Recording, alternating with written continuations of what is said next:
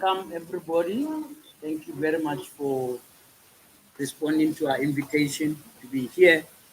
CIC, thank you so much for agreeing to grace this particular occasion. Just to give background, Frank Dialogue is a new platform for political and developmental dialogues in the country. We hope to take this around the country to talk to various business leaders, civil society leaders, political leaders. And we are pleased that the EFF, of course, in this month, as they are focusing on their 10th anniversary, agreed to be our first guest and our first frank dialogue conversations. The idea is that we engage. The idea is to engage in depth about what are the critical issues that would, in a sense, would characterize EFF's, 10 years of existence, and hopefully a range of you who are here today, political editors, analysts, editors of various publications, will have an opportunity, to engage on a more thorough basis with the president of the EFF. So that's really the idea. We're going to have a lot of time. We'll hope to stretch until about 2:30, maybe at the final stretch to 3, if depending on how it goes. But the idea will be that we'll give various people in the audience who have been invited to engage in a more thorough way with the subject matter. So thank you so much for being here, and I really thank you for responding to our invitation. If the sound people can guide me whether the CSC must use the mic or the one that's on here, I'll appreciate it. I think you should use that one as well. All right, fantastic. Let's get on with it. I'll talk for a few minutes with the CIC, and then I will open it to the guests who are here today. 10 years of EFF. Right? I know that you can talk for 3 hours and tell me how good it's been and so on, but I just want you to pick 1 or 2 big highlights, right? To say in these 10 years, what has characterized, what you can call success, and then give me 1 or 2 low lights. What could characterize what you say, hey, here we missed the boat, right? Just to set the pace of what we're going to converse today.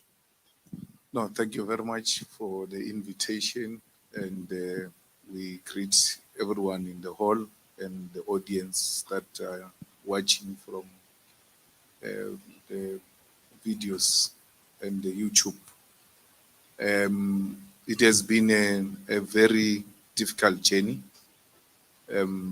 because we were canvassing new grounds. We had never formed political parties. We woke up to join political parties. We had no resources. We had no experienced men and women in the form of ministers, former ministers, MECs, mayors.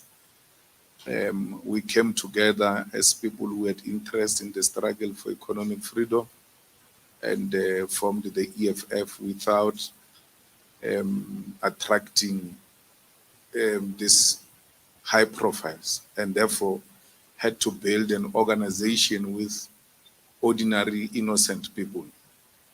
And that helped us a lot because there was no problem of egoism, a problem of I've done this before, I come with my own weight, and therefore you can't tell me this or that. Yeah. So we were listening to each other, we persuaded each other. A lot of ideas were thrown around, coming from different schools of thought, and trying to form this leftist organization. But eventually, when we found each other in the form of the founding manifesto of the EFF, its constitution and code of conduct, emphasis was made on collective leadership, democratic centralism, and discipline. And I think it is those elements that helped us to be where we are now. There will be high and lows in any organization, and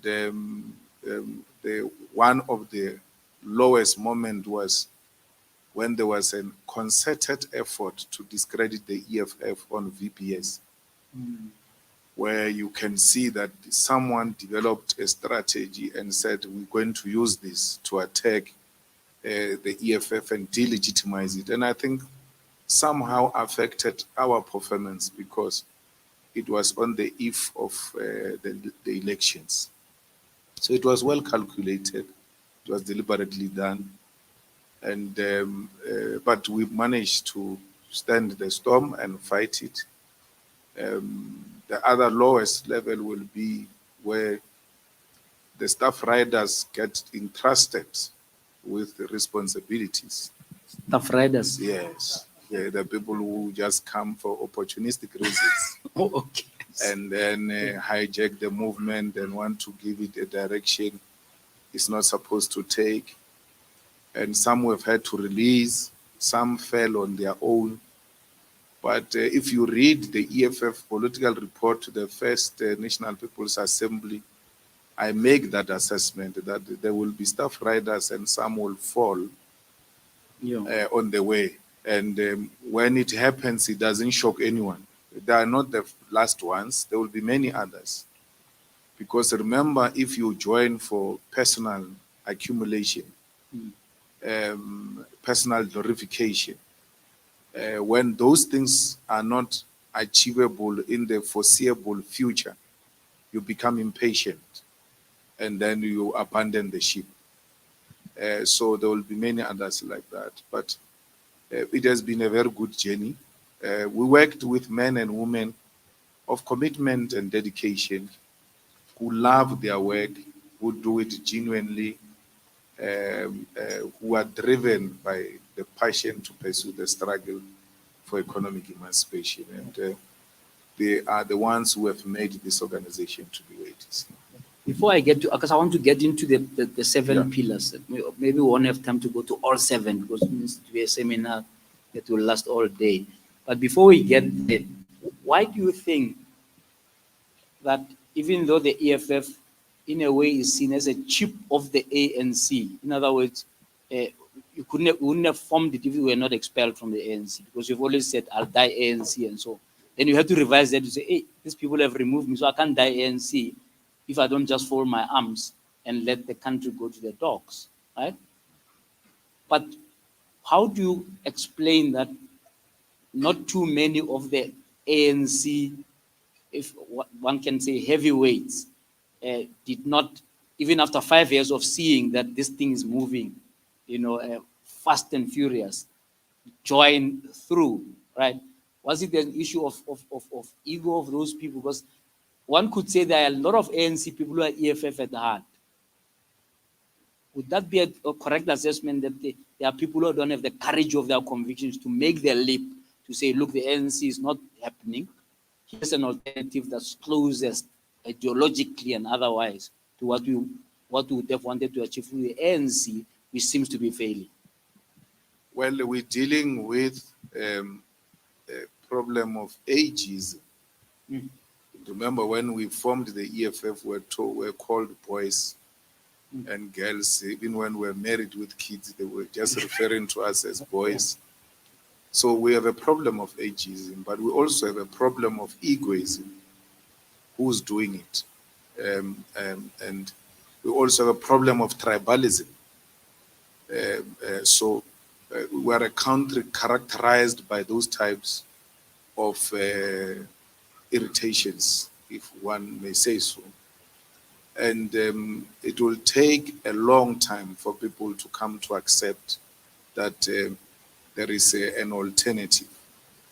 And we're not complaining because, to start with people who have not occupied positions before and they don't use their previous experiences in those positions to want to impose themselves on the leadership of the EFF. It's good to work with such people. I mean, someone one day will have to tell us, why did NUMSA form a party? when the EFF was there. Because there was no need. I mean, they couldn't pull anything despite the fact that they bought all beautiful buggies everywhere, had posters everywhere. But they knew that their experience is unionizing people. So they wait for capital to organize people for them on the shop floor, and they find them organized. And then they start talking to, they don't know to organize people. The people get organized for unions by capital in the form of employment, and they find them readily available to be recruited into the union. Now they thought they've got that skill, and then they try to organize people which they've never organized before. And it proven to be difficult. I mean, there's always been a temptation that the EFF must form a union. And I've always said, look, you can't form an EFF union with people who have no background of unionizing people. It is bound to fail, and when it fails, it will reflect on the EFF. So you don't just do things for the sake of doing them. You need people who come with that experience, and you are guaranteed some sort of success. So political jealousy, the political squabbling, there are a lot of comrades who had shown interest. But also the politics of the stomach are a big problem, because if I leave the ANC, what will the EFF give me? Because look, I'm a researcher, I'm a municipal manager, I'm a councillor, I'm a mayor. I may not be happy there, but I can't leave, because if I leave, I'll have a problem. We went to some municipality to do Andries Tatan campaign. And when we arrived, we didn't have sufficient tools of trade. It was the ANC leadership which was organizing TLBs and trucks for the EFF. That no, this EFF campaign must be successful. But they are local leaders of the ANC. Why can't they do it as ANC and clean up after their own people? And want the EFF to succeed in that regard. So you can see that they love the EFF, they want to be in the EFF, but there is a limitation that if we go there, we may lose the opportunities that we have on this other side. I want to latch on to that, because John Steenhuisen has declared you enemy number one. Yeah. And has he's couched something called the Doomsday EFF ANC coalition. He's saying this must be avoided at all costs. And they are going to have a moon shot. It's a moon shot. Yeah. Want to fly to the moon. Yeah. And make sure that you never even smell power. Right? What do you think of that? Do you think that that was a little bit, for lack of a better word, ill-considered to write off a party that's already number 3, that could easily be number 2 in the next election, ahead of an election? Or you think that it was good because you fundamentally are in opposite poles in terms of a possible coalition come 2024? Well, I sympathize with him because he's number 2 and the EFF is breathing on his neck. So early January, Ipsos does a research, put the DA at 22, and then later around March or so, and then on first one put DA 22, EFF 13, and then come back around March to put DA 16, EFF 13. So the EFF hasn't grown, hasn't declined, but the DA has declined. And the DA has got authentic internal report that shows them that the EFF is passing you. So now you are busy fighting with number 1, and there is a person here who's disturbing you. You have to stop so that you stop this one and then maintain your position so that you can fight with that one. So their stopping is because the EFF is breathing on their neck. And they've come to accept that the EFF is going to pass the DA. And then they do a moonshot pact and then exclude the EFF. The EFF would like to work with opposition parties to remove the corrupt ANC from power, but also to give the people of South Africa something different. But we cannot impose ourselves on the opposition parties. If they don't want us, we'll work with those who want to work with us. And therefore, but our preferred choice will be that the opposition parties should come together to unseat the ANC. And we've done this before.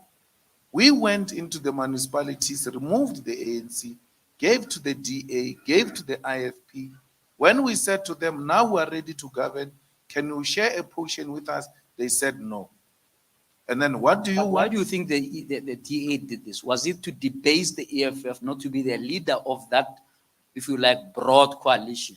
By saying, isolate the EFF, let's work together, let them go and fiddle there with the ANC. No, the DA, firstly, is threatened by the EFF. Secondly, it's a racist organization that can't impose those racist attitudes on the EFF. Because the EFF is the only organization that confronts racism openly without shame. Everywhere where it raises its ugly head. Yeah. So they know that we'll speak for black people and will do so unashamedly. And speaking for black people does not mean hating on white people. We're speaking for the oppressed people. And the white people are not oppressed. It's the black people who are oppressed. So the DA knows that the EFF will drive this for the benefit of the majority of our people. Look at what we did in Ekurhuleni. We came in today. The following day, we took the compactors into the township. And then DA was complaining that, look, the compactors are going to the township. When we were in government, they were not going to the township. We're like, but it was you who was supposed to take it to the township. No EFF stopped you. But we came in and took the compactors and did waste management for our people in the townships. That's what they know the EFF will do. And they will do so unashamedly. And they know that the EFF will raise policy positions that are firm, and they will fight for those policy positions, and they will pass. Let's talk about those policy positions. Because we are going to expropriate land without compensation. Yeah, I'm coming to that exactly. Yes. A lot of people are scared of that, right? And I want you today to just take us a little bit into the thinking about it. Let's talk about the land question. Between you and the ANC, right? You have failed to get the expropriation of land without compensation law passed in Parliament. And yes, people were thinking, well, this is an opportunity now. EFF has put this resolution together. The ANC in their previous NASREC conference put the same resolution. So, everybody was excited that finally this thing can happen. And you deadlocked. And you can tell me a little bit about what that deadlock was about. But let's assume you go into coalition with the ANC. Right? Whatever worst case scenario or however you look at it, what's going to change? How can we trust that this is not going to be another electioneering thing where the ANC just come onto the bandwagon of land just to excite people during the elections? You have put it as your non-negotiable pillar. I want you to understand. I want to understand how it's going to be non-negotiable if you're going to enter into a coalition with somebody like the ANC, who has already rejected your approach to it. Look, the ANC agreed on expropriation of land without compensation. Yeah. Parliament passed the resolution to expropriate land without compensation. And we did the road shows to listen to our people based on the motion of the EFF. And overwhelming majority of South Africans said, expropriate land without compensation. We had a meeting here in Sante, the EFF and the ANC, to agree on the formulation that goes into the constitution. Ulelane Nguka was there. Some advocate of the ANC, Malindi, was there. Lamola was there. Kaba was there. We looked at Bulelane Nguka and we're like, this one we're going to have a problem with. He's going to give us a problem. And this Malindi, but Lamola and this one were together. from the Youth League, we've been pushing this. Lamola opposed expropriation of land without compensation the way we expected Bulelani Nguka to oppose it. Bulelani Nguka said, this is a good deal for our people who must agree with this. We need to agree that we're going to expropriate land without compensation. Kaba went outside to speak to whoever on the phone, and then they came back, they said, no, it's not going to happen. What was So the deadlock? we, What was the deadlock exactly? the deadlock is that the current policy allows expropriation of land without compensation.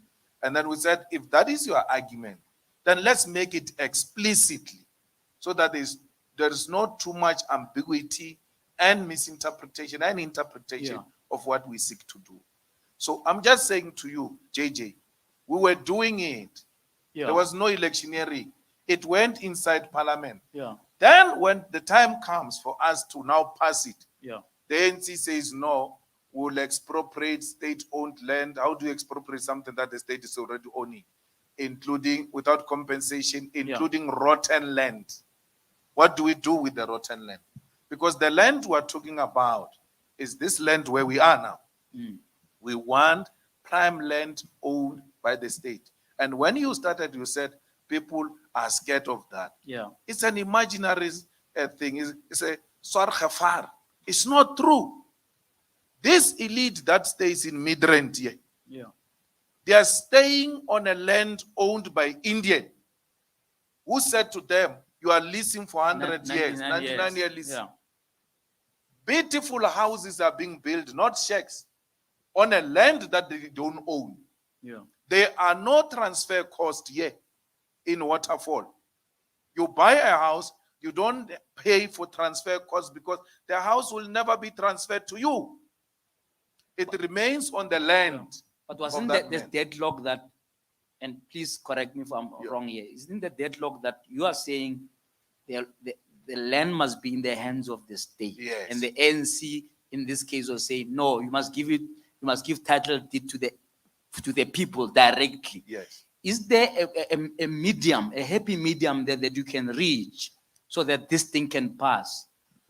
There is no medium who can reach. I can only trust the state, not a family. If you can trust a family of Indians who were given land by Paul Crook or whoever, why would you not trust a land owned by the state? And the state says to you, the EFF policy is very clear. You don't lose anything. You declare this portion of land is under me. I use it for this purpose of hotel. And then it gets registered like that. You continue business as usual.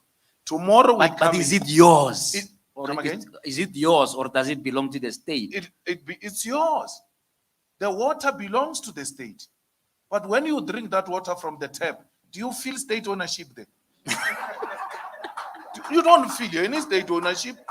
The electricity belongs to the state. When you switch on, do you feel any state ownership there? That SABC belongs to the state. When you watch it, do you feel less ownership of what is in your house? It's not correct. The mineral resources used to belong to the Anglo-American. They were now taken to the custodianship of the state. And anyone who wants to mine in South Africa must now apply and be given a license by the state. No one now doesn't feel less owner of the mineral resources. So it is entirely incorrect. Our people will never get the land for as long as the means to the ownership of the land is as is. Let's look at the policy of William Buyer, William said, right? Even if you can have money, JJ, for some reason, the Oppenheimers give you money, and then you're willing to buy a land here in Sandton, and there is no willing seller. What's going to happen? You'll never own a land. So it doesn't matter even if you have money. It's worse when you don't have money. How negotiable are you, though, to enter into coalition with people who see it exactly the opposite of you? Look, those are ideological issues. those are ideological issues. The first thing first is the people of South Africa. That you ought to join a coalition that says, we're going to end corruption. Yeah. We're going to fight crime fire by fire. We're going to make sure that the youth of South Africa get employment. And those that are still looking for employment and they are graduates, there is graduates allowance to encourage the culture of learning and teaching in our communities. And make sure that the whole of South Africa is clean to restore the dignity of our people.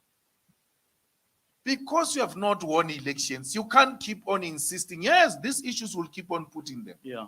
But there can't be a deal breaker that when we've got an opportunity to resolve the immediate challenges of our people and use that popularity to outrightly win the elections and implement these positions without any irritation. That's an interesting angle. Let's apply it to the other pillar of banks. Yes. Can you just tell me how this is gonna? Let's say you get power tomorrow, right?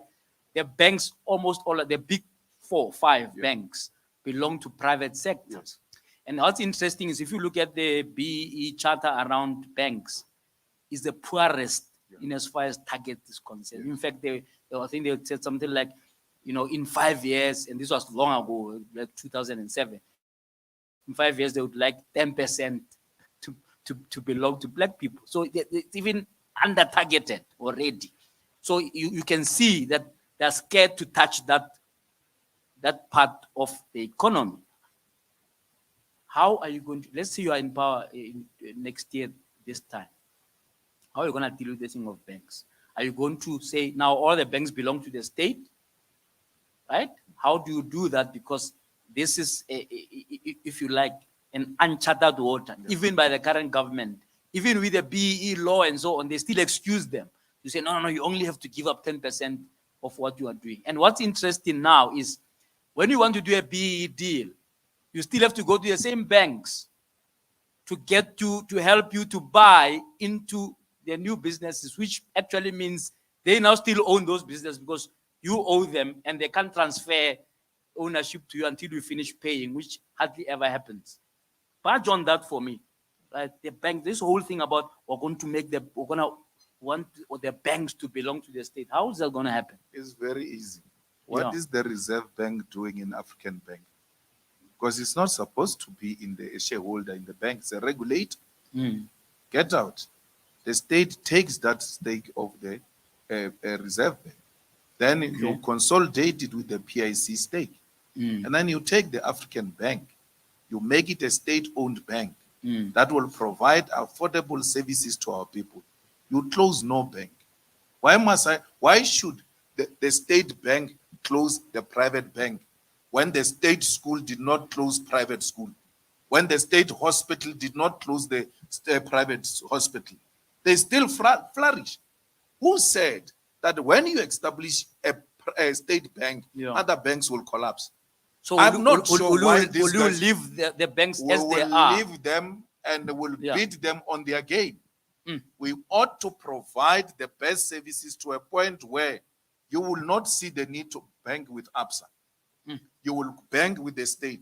And it's not true that private sector is inherently competitive and successful. In Kenya, private schools are closing because people are not taking their children to private schools. Public education is providing quality education to a point where you don't need private schools. So you don't behave like a dictator going around closing things. You make yours work. But do you think attractive. Do you think your message hasn't sunk in there? Because as you have said with the first area of land, even on this bank thing, there is a scarecrow mentality that says, there's going to be capital flight. These people are going to destroy the country. There'll be no foreign direct investment because they're eyeing the banks and they're just going to cause chaos. Do you think that with what you've explained now, that it's something that maybe it hasn't sunk in a way that you explain how you deal with that second bill? We have said this since the times in the youth league, that nationalization of mines does not mean taking any mine from Anglo-American. We are the ones who issue licenses of mining. You establish a big mining state company, and then you look for profitable mines, like the one in Mkopani, where Anglo is mining itself and is the only plant mine that they are mining themselves. The rest they've given other people. You look at a platinum that you can get, or is not costly to mine here, you give to the state. Or these ones go to the state. It's not expensive to mine here. We make money the same day we arrive. You are the one who issues licenses. The Department of Mineral Resources knows all the beautiful minerals in South Africa, all the farms. They will tell you this is there, this is there. They know it. So we don't go deep down mine going to look for non-existing gold. We don't want that. Wherever we go, it must be profitable. It must not be at a high cost for the state. And it must be done. That's interesting. Let's link that to the SOEs. One of the pillars is to say, let's strengthen the state. Right? What are you going to do differently on SOEs? The SOEs, half of them are bankrupt. I mean, look at the debt alone. SAA had to go down to the gutters, and now it's being sold. It's going to be sold for 51 cents. You're not telling the truth that SAA went down to the gutters. The SAA is proper. Firstly, SAA, it's an intervention by the state in that mode of transport. Even if we don't make profit there, it must generate enough funds to sustain itself. Because if we say we want SAA that is going to make a profit in a maximum way, they don't do that all over the world, by the way, the airlines. It's a state intervention in that mode of transport.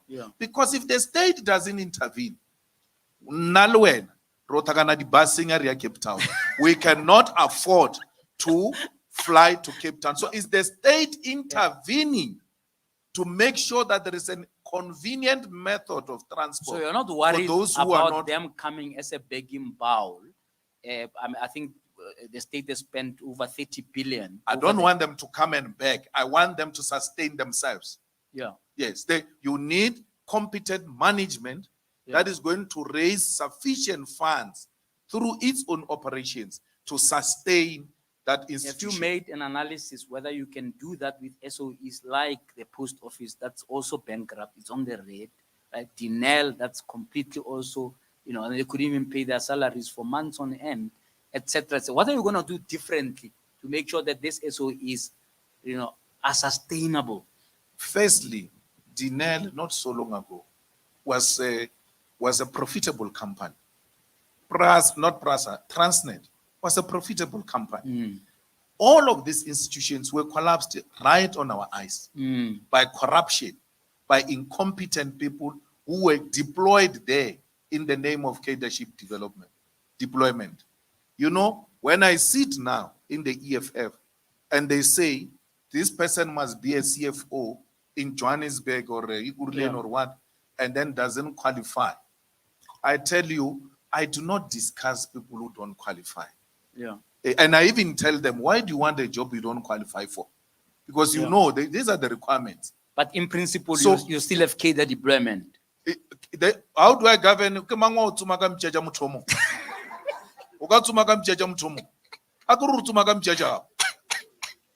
I hunt with my own dogs.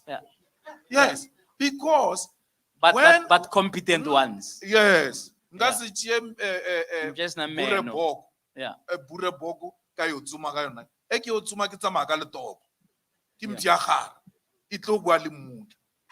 so I can't do that. I don't, when they came and said we collapsed Limpopo, right? Till today, they couldn't arrest anyone. Till today, they couldn't say explicitly, what have you done in collapsing Limpopo? Because it was a lie. When we were leading in Limpopo, Castle told us one thing and one thing only. You hire competent people and you finish the job. Clifford Motsepe was a friend of mine running Department of Housing. Every year we finish the money of housing, go and take the money from Free State, go and give Limpopo. That's how much good we're performing. When they were putting that government under administration, they couldn't put Motsepe's government department under administration because that is the department they wanted. The person who was more close to me was Clifford Motsepe. We never, and since I was born till this age, I've never sat in a meeting where we discuss crime. I come from a township where a lot of guys my age, even my section where I come from, they've been to prison, police cells, and all of that. I've never been in that space because I've never sat in a meeting where we discuss crime. Once you start doing that, I express my view and I discourage it. If you can't listen to me, I walk away. I don't do such things. That's why you can peddle any lie you want to peddle about us in relation to corruption, hey, this and that. The question is, these guys are in the opposition. If they collapsed Limpopo and you guys are in charge of government, why are you not going for them and finish them off? If these guys have stolen money from VBS, why are they always challenging you, disrupting you, and all? Stop this thing, man, by arresting these people they've stolen from VBS. You've got the power. There's no day where we've been egg-walking around the state because we've got our own issues that if we are not careful, they will arrest us. No. We speak truth to power unashamedly, even go into some method that are unheard of without fear. Yeah, talking about that because yeah. we are not scared. All right, I want to give my colleagues a chance to deal with you now. No one can deal with it. But before that, Eskom quickly, big crisis.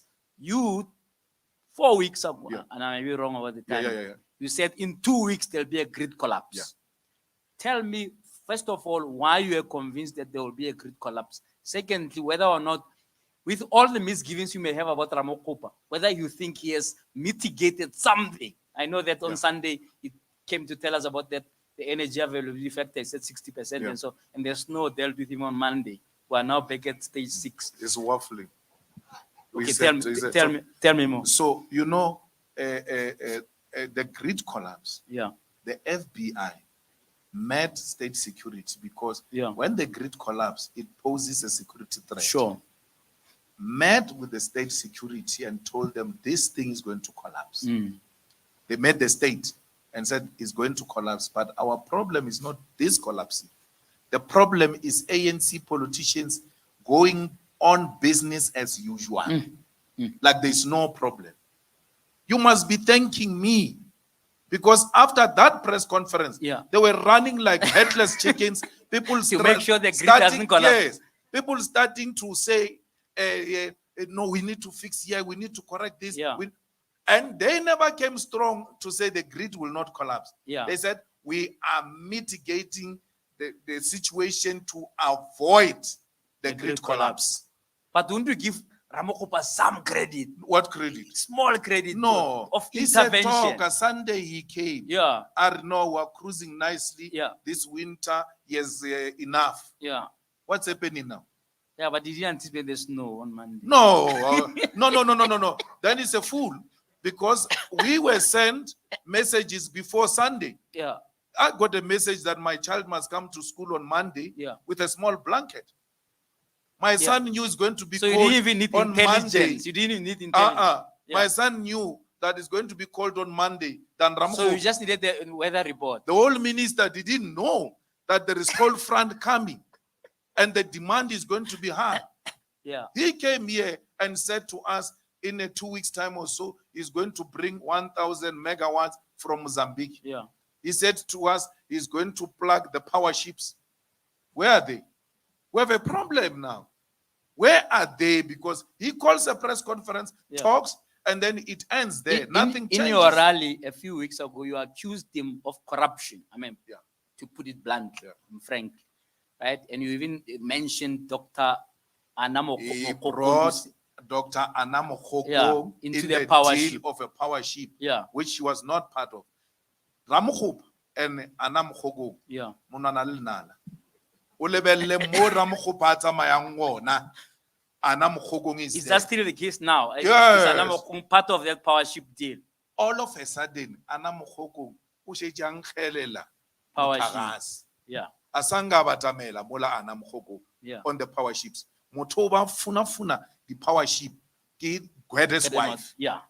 Uba Walimu, Gwede's wife. Yeah. Yapala. By Jian Twila by Fa Spoot. Then Anam Hogong came into the deal. When I finished there speaking, the messages I got from the people who are involved in the business of this electricity thing. But thank you. We thank you very much because this woman is disturbing us. One of those people, Temberger, Toby is representing them because they are in dispute with these people. So the power ship is not about to happen? It will happen. But you know what you need to know, South Africans, is that even when we are at the height of a crisis, these people still negotiate their way. And if they are not getting a portion, then it won't go through. And I'm saying to them, at what point do we become patriotic and let go? Let these people eat as long as our people can get electricity. At what point? The power ships were signed last year. We spoke about them this year in the State of the Nation address. If you listen to my speech, I said, these things can't happen because the ANC politicians are fiddling with it. They've been approved. But they say, before we go ahead, we need our pushing. And you are saying to me that culture you will break should you come to power. Because people see you truly as a continuation of that culture one way or another. I'm not. Are these people not going to eat? They're not going to have EFF linked companies eating? No. And what have you? No, there will be EFF people who are in companies and all of that. Yeah. There must be. And eat. And not eat. Do the work. Yeah. Can't who must come and work here? If it's not EFF people. They are also South Africans. Yeah. Let every South African who's got what it takes to work this country, work it. And not on the basis of political affiliation. I strongly oppose that. Yeah. That no, we can't have this person as an HOD or DG because it's an EFF or it's an ANC. What does the CV say? Yeah. Is this person qualified? Competent. Is this person patriotic enough to lead this country? And before I look anywhere, I will look amongst the EFF people. Why? Yeah. When Eskom doesn't perform well, you don't say Eskom. You are going to say, you see, this EFF government. Yeah. When it suits you, no, don't send your people. And then when they fail, the people that are not my people, you come and blame me.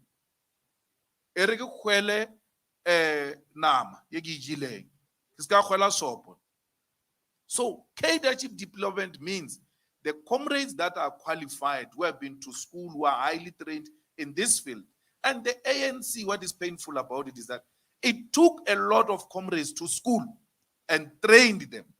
Now they isolate them for political reason and factionalism. Final question from me before I give my colleagues. EFF, ANC coalition in Johannesburg, are you happy with that mode? People are a bit nervous that it looks like you guys, between you and the ANC, you are toying with Johannesburg, giving mayors who don't know what they are doing. We are now on mayor number, God knows what, right? And then you got one now who's hiding, never wants to talk to anybody, under your watch. Summary there, what is the rationale? Why couldn't you just get either from you or ANC to take the mayorship? Because it looks like it's now a joke. Well, I think you are unfair and you are judging people harshly. He's a councillor. You don't start by the mayor. He's a councillor. And for you, commander. Yeah. For you to be a mayor, you must first qualify to be a councillor. Yeah. And then once you are a councillor, you qualify to be a mayor. Yeah. So instead of you guys talking mayorship, why are you not removing him as a councillor? It is the people's will that have put him in the council. It's not the EFF. It's not our member. We voted for him in the council because... But is he the best foot forward? You've been talking about qualifications and competence and what? He's the best foot forward. The problem is that his leadership style is not yours. We lead differently. When our rasa, when our rasa. So he's got his own way of doing things. He goes to places. He Quietly. Firstly, Yeah. he gave He's leading quiet. No, he gave the acceptance speech. Yeah. And for your information, he's smarter than the one that left Before. by the way. Yeah. Yeah. Very articulate. Yeah. And very knowledgeable about local government. And then he will visit projects of the municipality, not with these road shows and too many convoys. And no, it's a different kind of a cadre.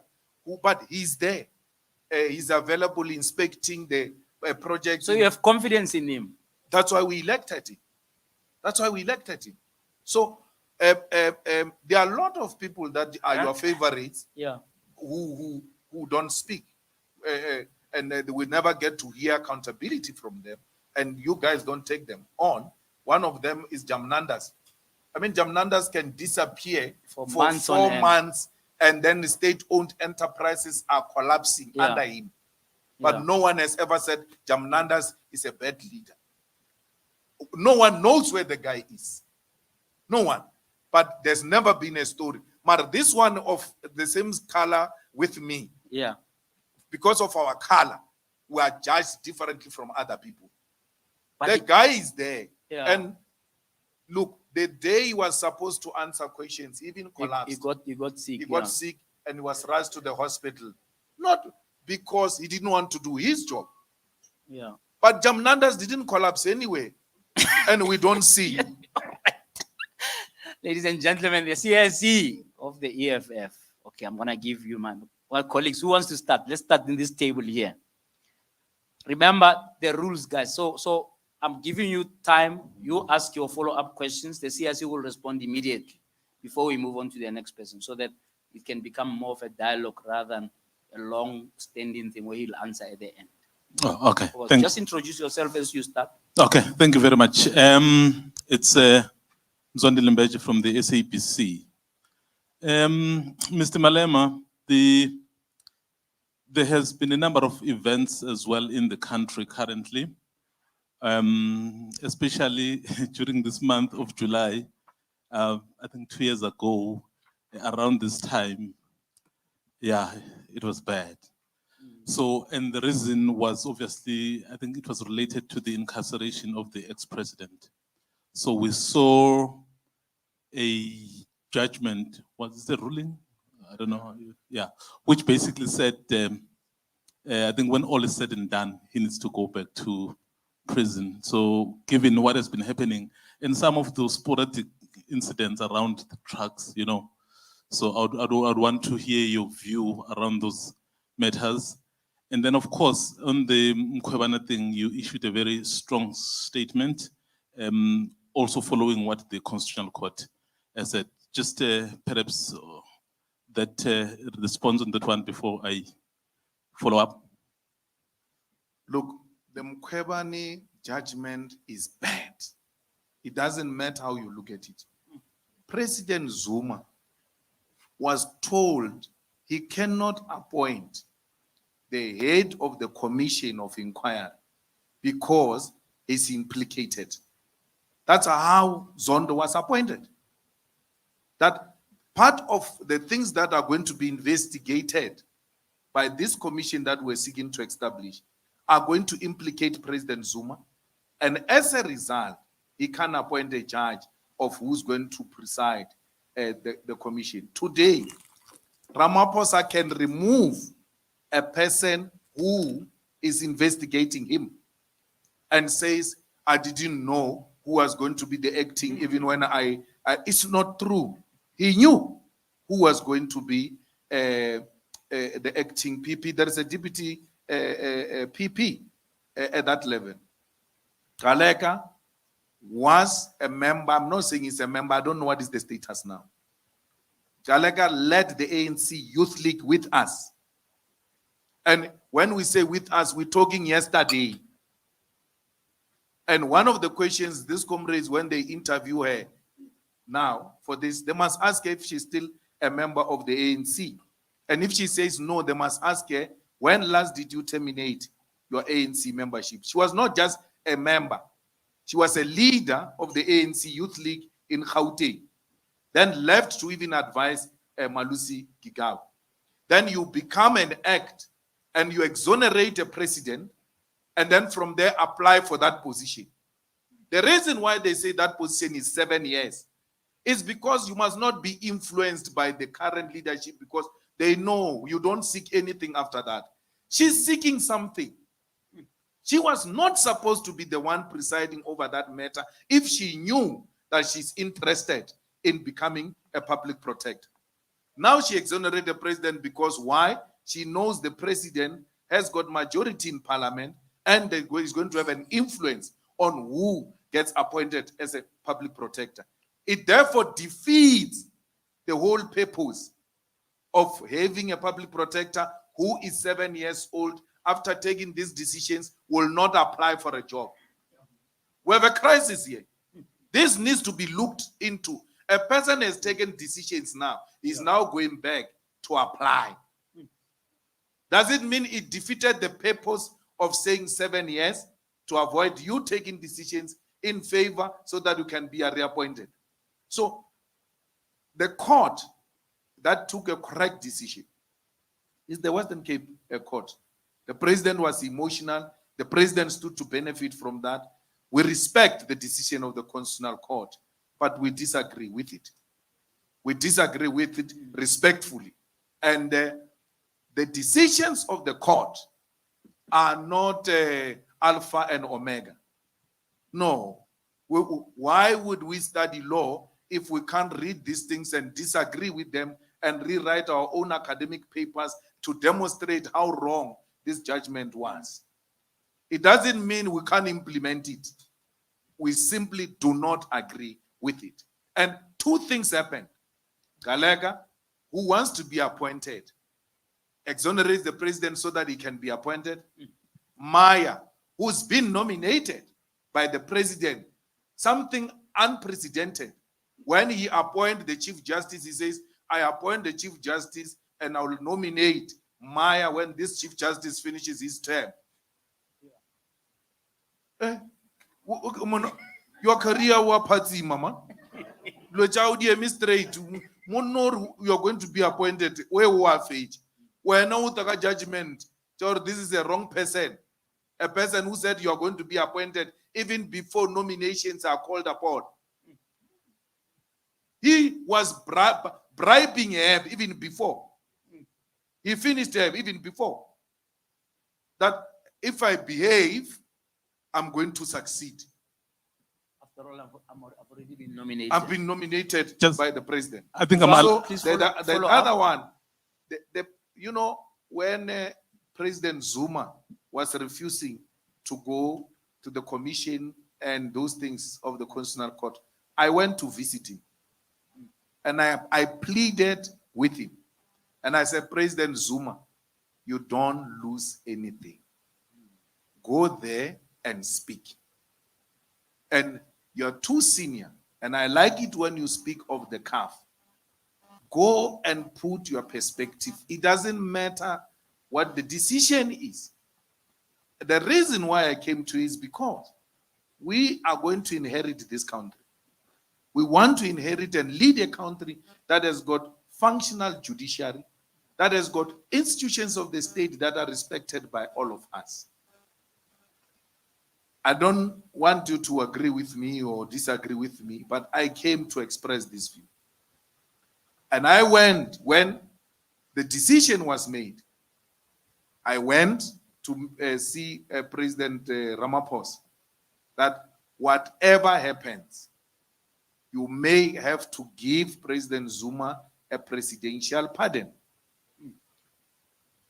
Flew a lot of people into this city, in and out, trying to mediate this underground to avoid what happened there in July. Because I knew what was going to happen. I was involved to try and avoid what happened. And these are people that I'm nobody to them. Both of them played a role in my destruction, expelled me, took my things, and did all manner of things. But for the country's sake, I had to swallow my pride and try and mediate a peace so that we can continue as a country.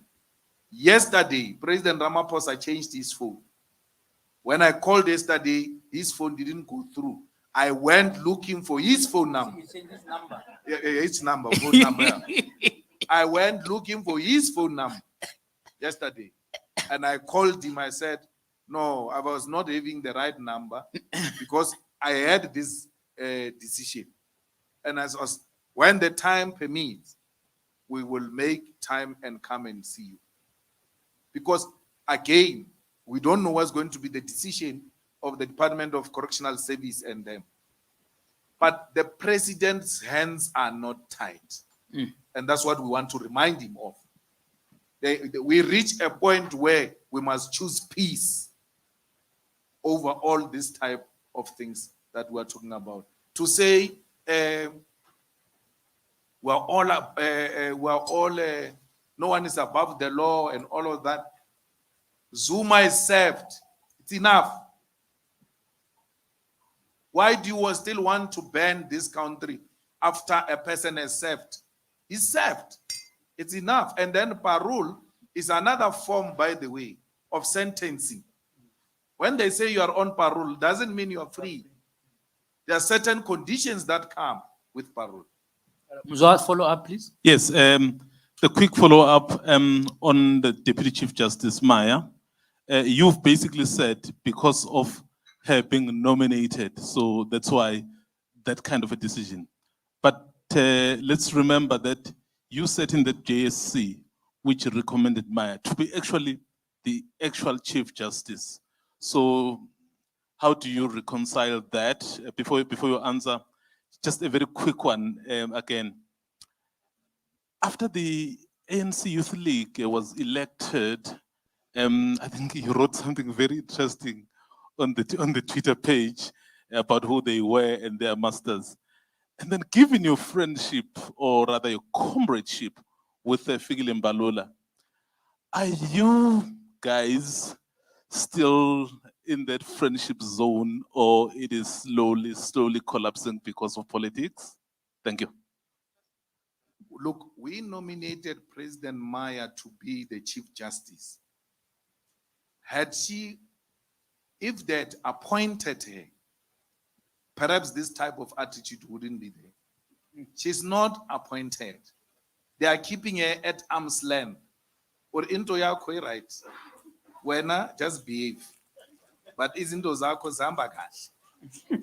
So if she was fully appointed, it's a different ball game altogether. Because she's appointed and she doesn't have to appease anyone.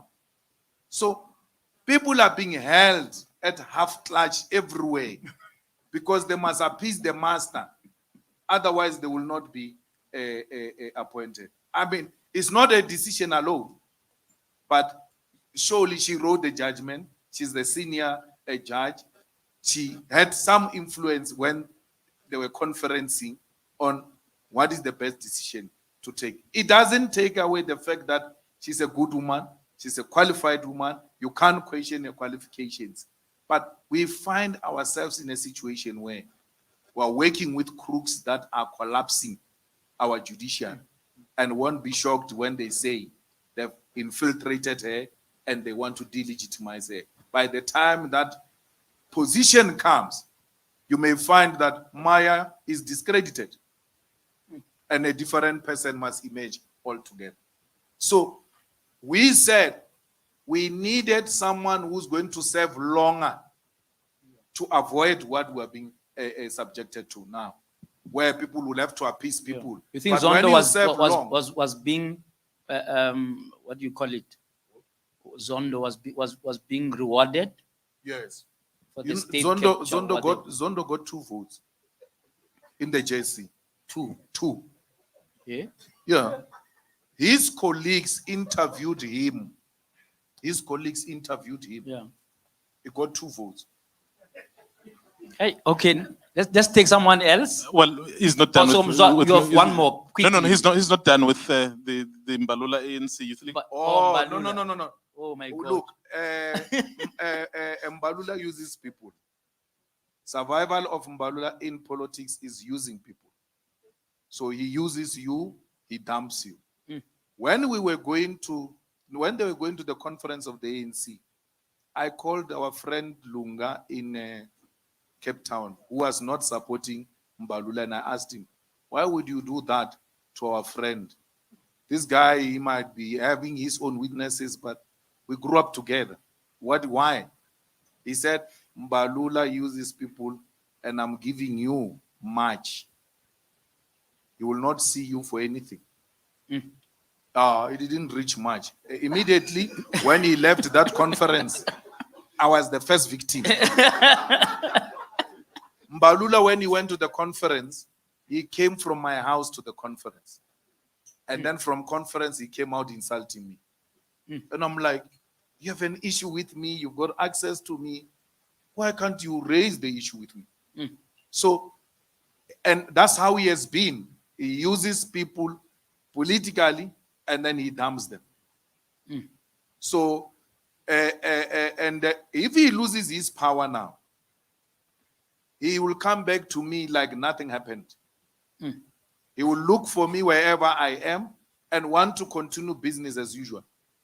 It took Mbalula how many years? 5, 6 years for him to warm up to us. When we formed the EFF, we're not in speaking terms with Mbalula.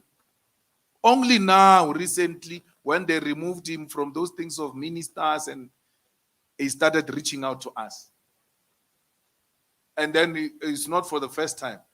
A lot of his generation, the people he grew up with in the youth league, were not supporting his candidature. Why? So, you know, you just have to know him for who he is. We live with human beings, but we just have to know, otherwise we'll live alone, and it's not going to be nice. Just don't invest emotions in these types of characters who use people. Okay, we have to move. Yes, next. Good afternoon, sir. This is Gert van der Westhuizen from Netwerk 24. I just want to make sure, so you think a presidential pardon will prevent any possibility of violence at the moment?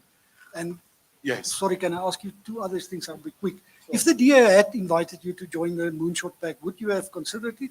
And do you ever see yourself working with them again in future? And then the last thing, there has been all these court cases about hate speech and stuff. There was a judgment this morning. Tell me how you feel about that, and what do you think the purpose of those court cases are?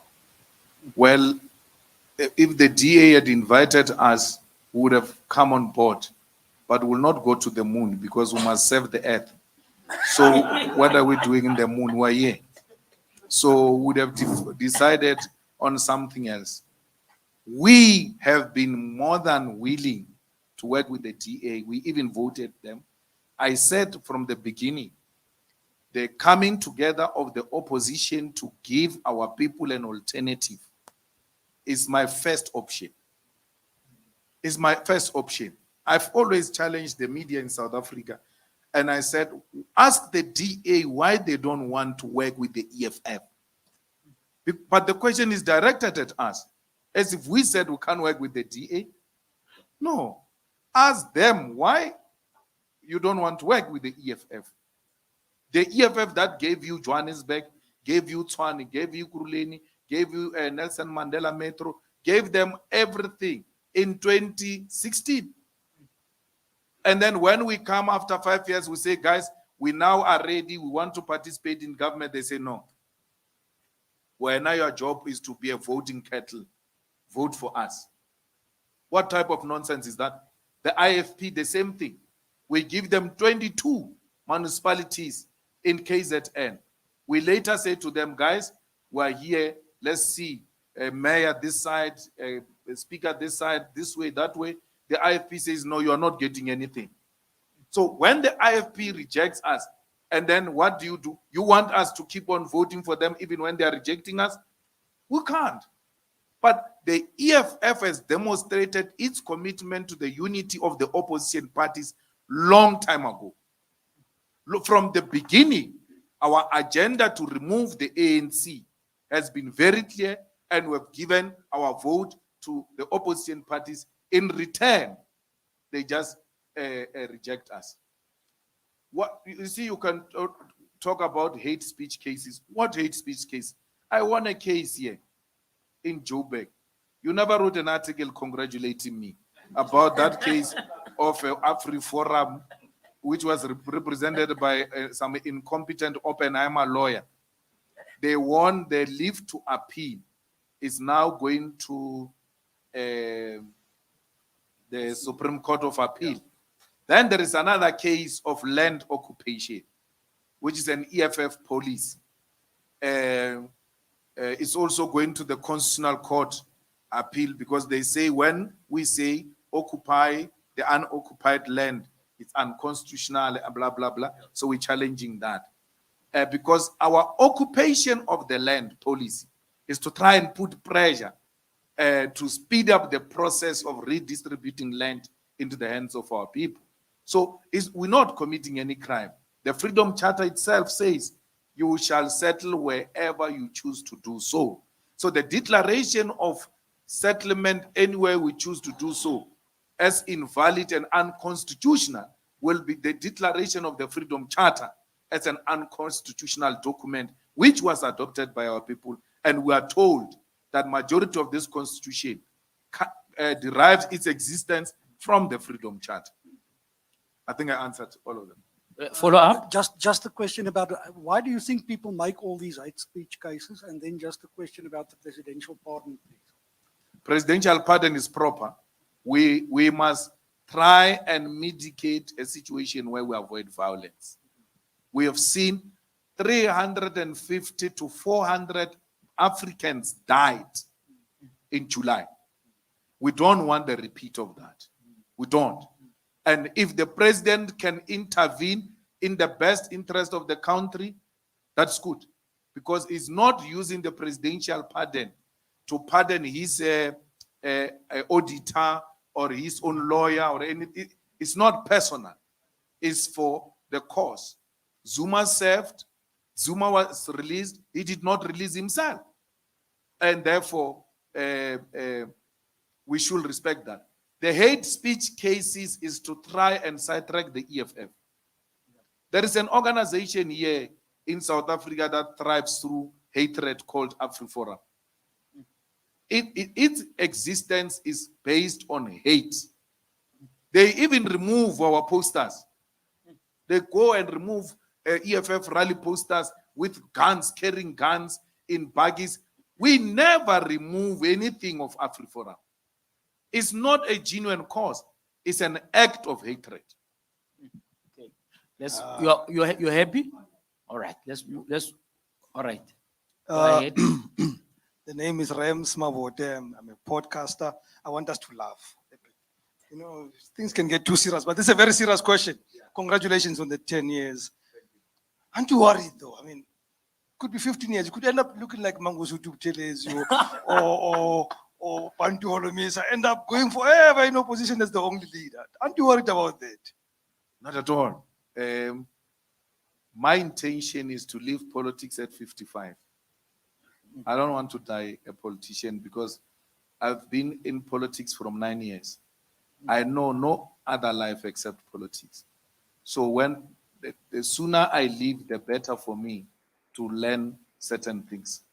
I'm also in farming, and therefore I think it will give me a different perspective of life. We're leading with very good comrades that must take over the EFF at some point. So I've got an appointment with Union Building, and then from there I'm out of here. I'm answered. That's what he said. The other guy said the same thing. They had an appointment with Union Building. Never happened. So that's why I'm a bit worried, but I'm answered. But those ones were not going to make it to Union Building, especially the IFP. Its intention from its formation has never had a destination with the Union Building. It had a destination with a tribe. It wanted to be a Zulu party, and it has achieved its mission. It was a cultural group which turned into a political party, they never had a vision of South Africa. Are you happy with your succession plan in terms of replicating yourself? Linked to that question of Well, rights. they are, you know, the good thing with the student command, and if you look at the leadership of the EFF, Vuyani and Busnawe and them, they are graduates of the student command. So the ability of the student command to produce the second and third layer leadership of the EFF is satisfying. And the majority, if you go through all the presidents of the student command and you get to listen to them and you listen to the leadership that gets to be produced by the regions and provinces, you sleep peacefully because you can hear that the EFF is spoiled of, you know, qualified leadership. Choice, yeah. And the good thing with the EFF is its emphasis on education. That because the biggest problem is the ability to just read with the understanding and be able to articulate that which you have read, so that you master the vision and the destination. The ANC people don't read. When we arrived in Parliament, you know, they used to say we must call each other honorable members. We said, no, why do you say that?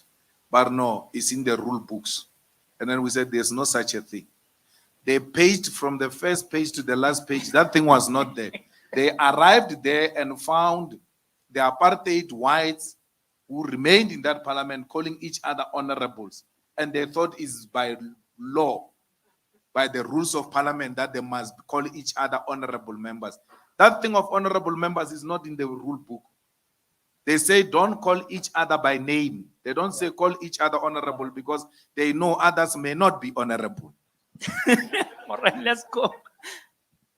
Also, Sophie Mkwena from the SABC. I want to start with, I remember when that ANC appeals committee took a decision that Derek Hanagom was correct to expel you. It was chaired by the current president, President Ramaphosa.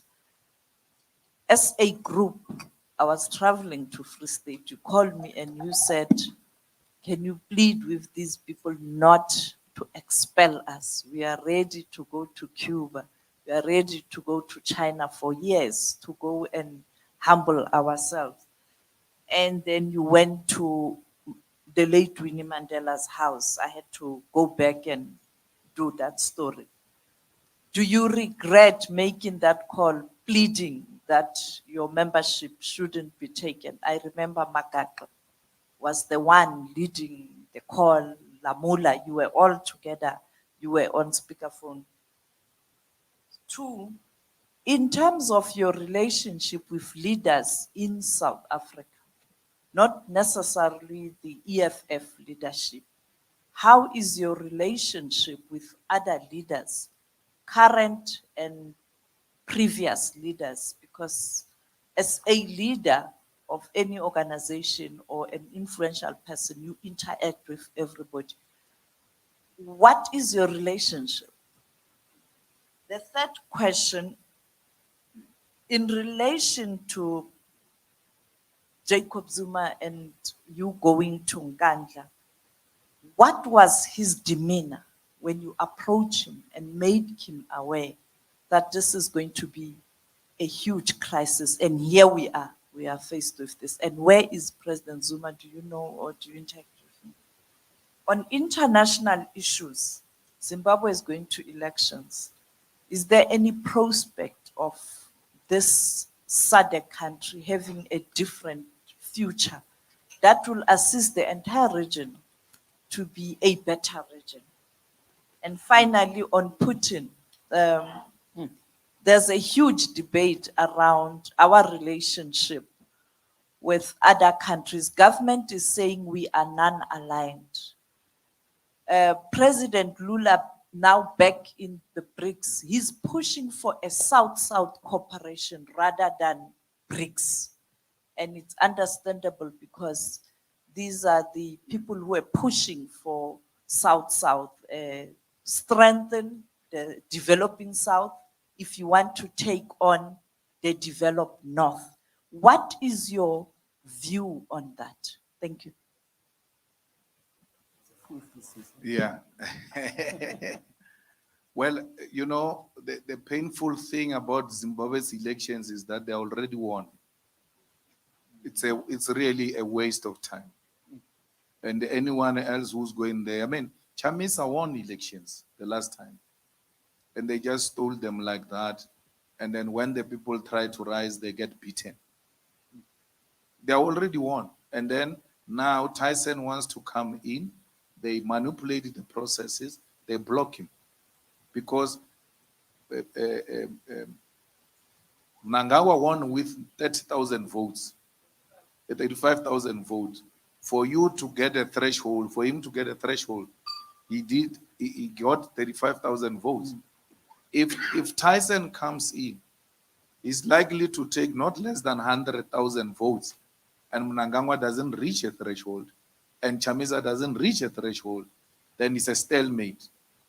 Then there will be a rerun, and if they still don't reach the threshold, then there must be a government of national unity so that they buy some time while they are still preparing for other elections. So the only intervention that can be made is by Zimbabweans who are all over the world. They are found in London, they are found in Botswana, they are found in South Africa. They need to take a conscious decision to go back home and vote. No one says go back and stay there and don't come back. If they've got what it takes, they will come back. But the country is in a crisis, and you're not going to resolve that crisis by staying out of the country. They have to make an appointment with going back home to go and vote. And the numbers must be so decisive, such that even rigging becomes impossible. Because rigging happens when the contest is too close. But if the margins are too high, it becomes impossible. So the people of Zimbabwe must decide what they want and go and do the right thing. Otherwise, Mnangagwa is going to lead them, and not in a correct manner. When they try to rise, they are going to be suppressed. President Putin must come to South Africa. Everywhere else where Putin will be passing, there must be immunity. Putin is not coming to South Africa. Putin is coming to BRICS. And there ought to be that difference where South Africa declares a certain territories as BRICS territories. The way we do with embassies and all of that. No one can just walk into any embassy here and say, no, you want to pull out a person from that embassy. No, it's not South Africa.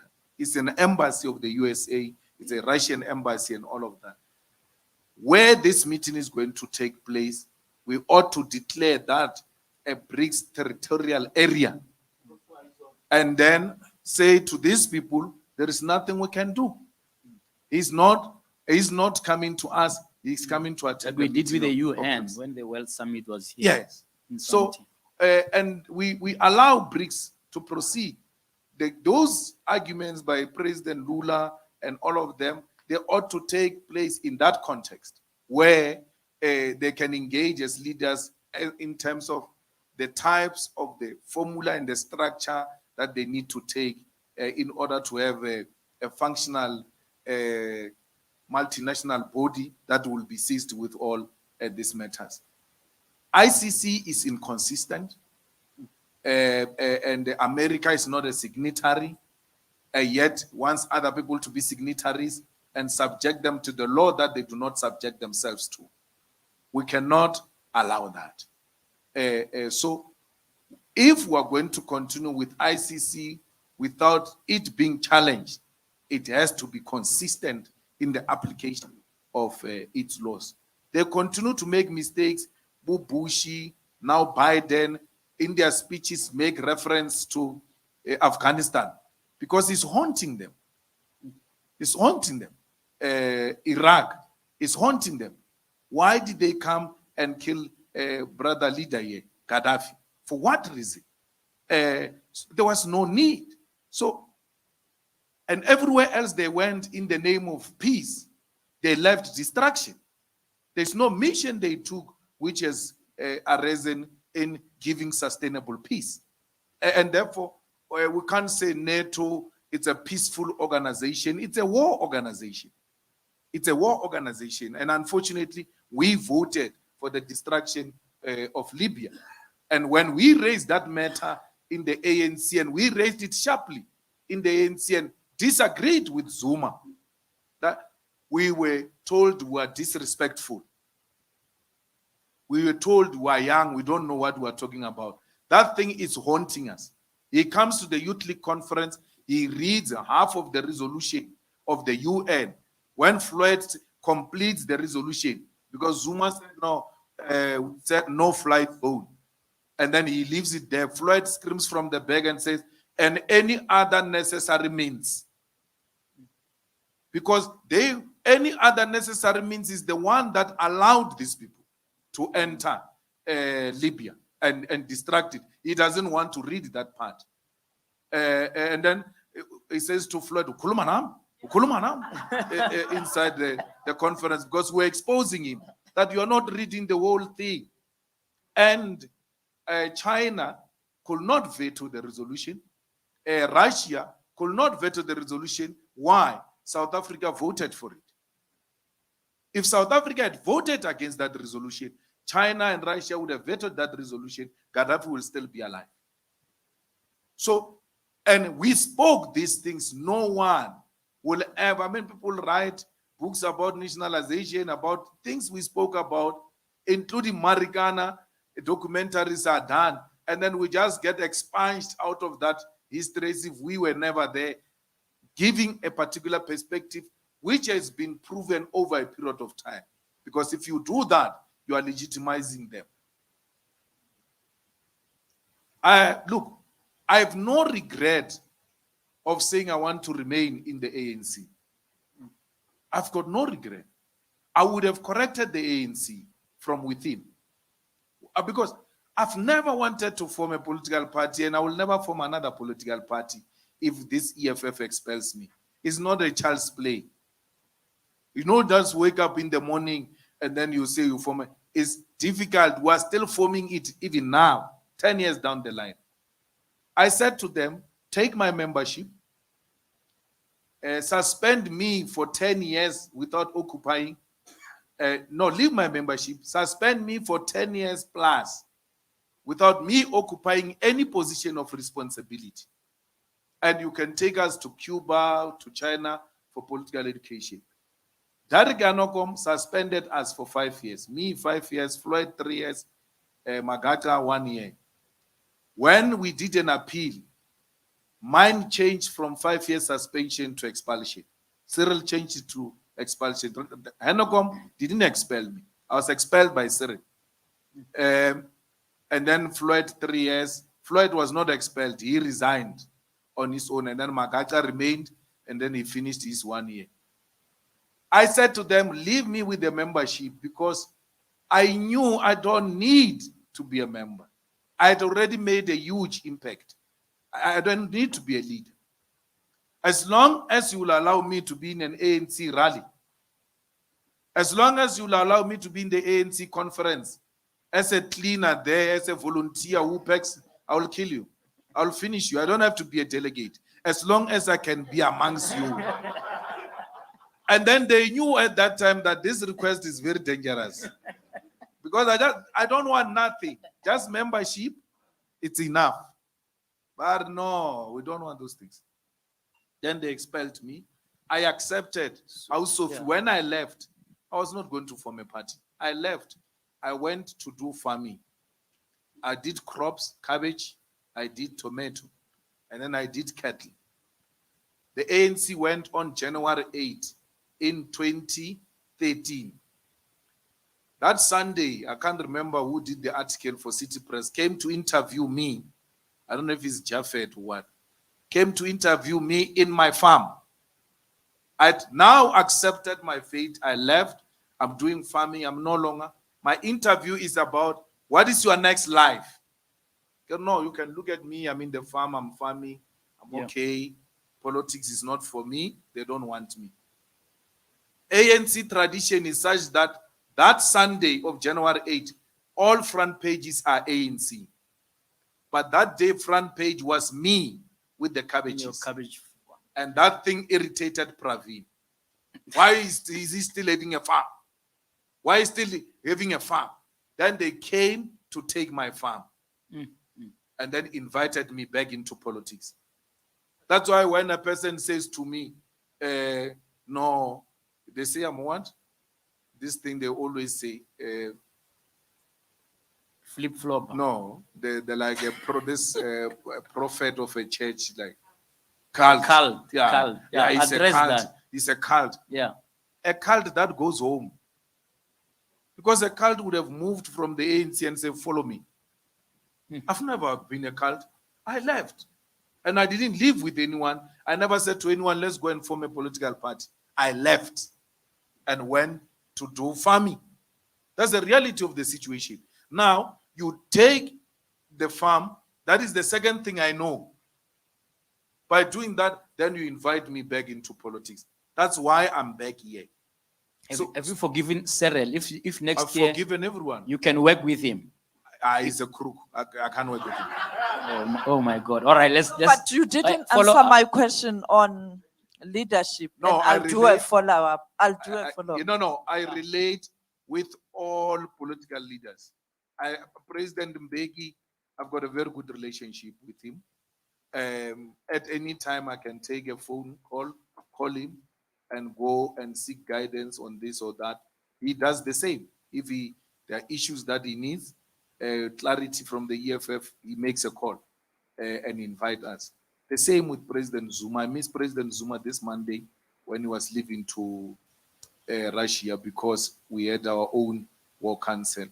President Motlanthe and all political leaders. And I'm one person when I've got an issue with any leader, be it Steinesen, be it General Olomesa, Musi, or anyone, I take the call and I make a call and I sell my views. They can reject them, but I'm not shy to express them. All right, So I've got that relationship. Yeah. I've got to move. Let's go to this extreme. A hand has been up here. Yeah. All right, I'll come back to you. Let me start. You're fine. All right. All right. No, I'll come back to you something because the SABs dominate. Is 3 people from SABs.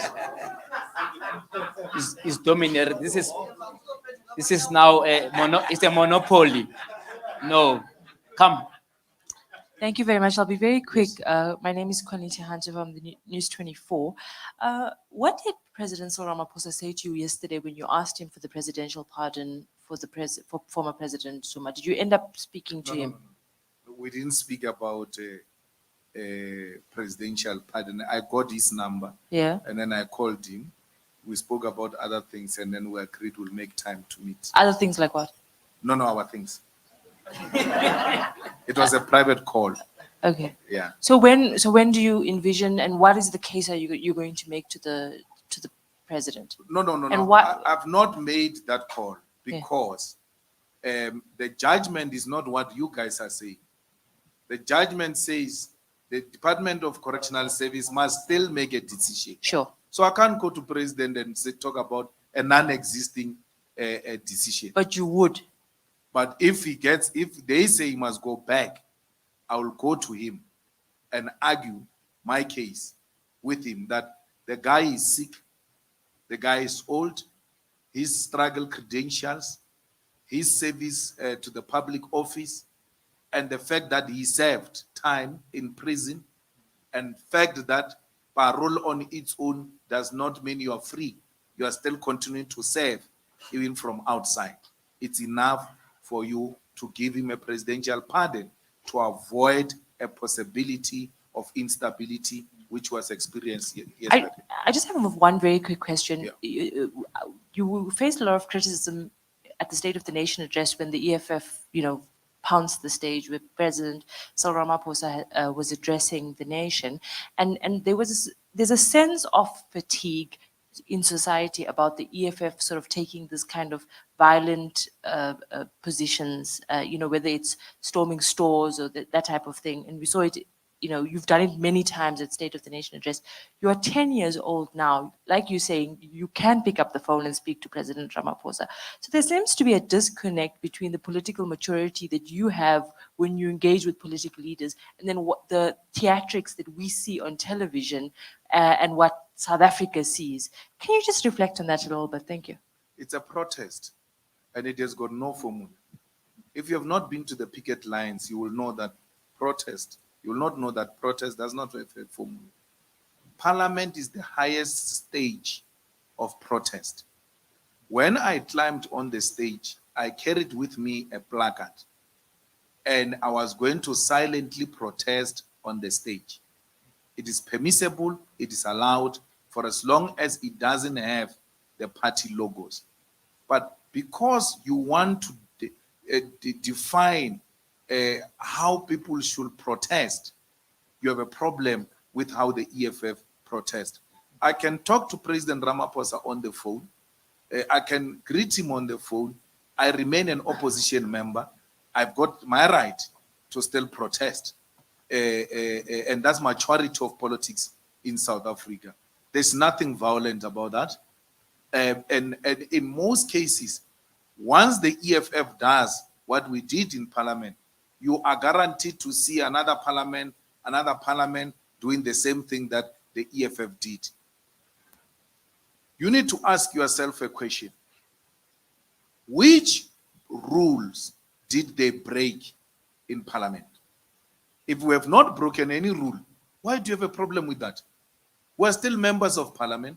We're not charged because there is no rule we broke in Parliament. And then once there's no violation of the rules, you can't say, no, it's a problem. I mean, the other day I said, in the EFF, we encourage people to donate 95,000 below the threshold. And then the journalists call around, yeah, why? Why do you do what you are doing? And I said to the spokespersons, tell them you are not violating any law. You are saying to people, comply with the law. If you say on 120 zone, Floyd, drive 119, why would a traffic cop stop me and ask me, why are you driving 119 on 120? So they just, even when you do something that is illegal, because it comes from your mouth, they want it to sound like it's illegal. If John Steenhuisen had done that thing I did, these questions were not going to be asked. So John, even after that day where we now resorted to taking up the placards, and it is because they said no one is going to speak now.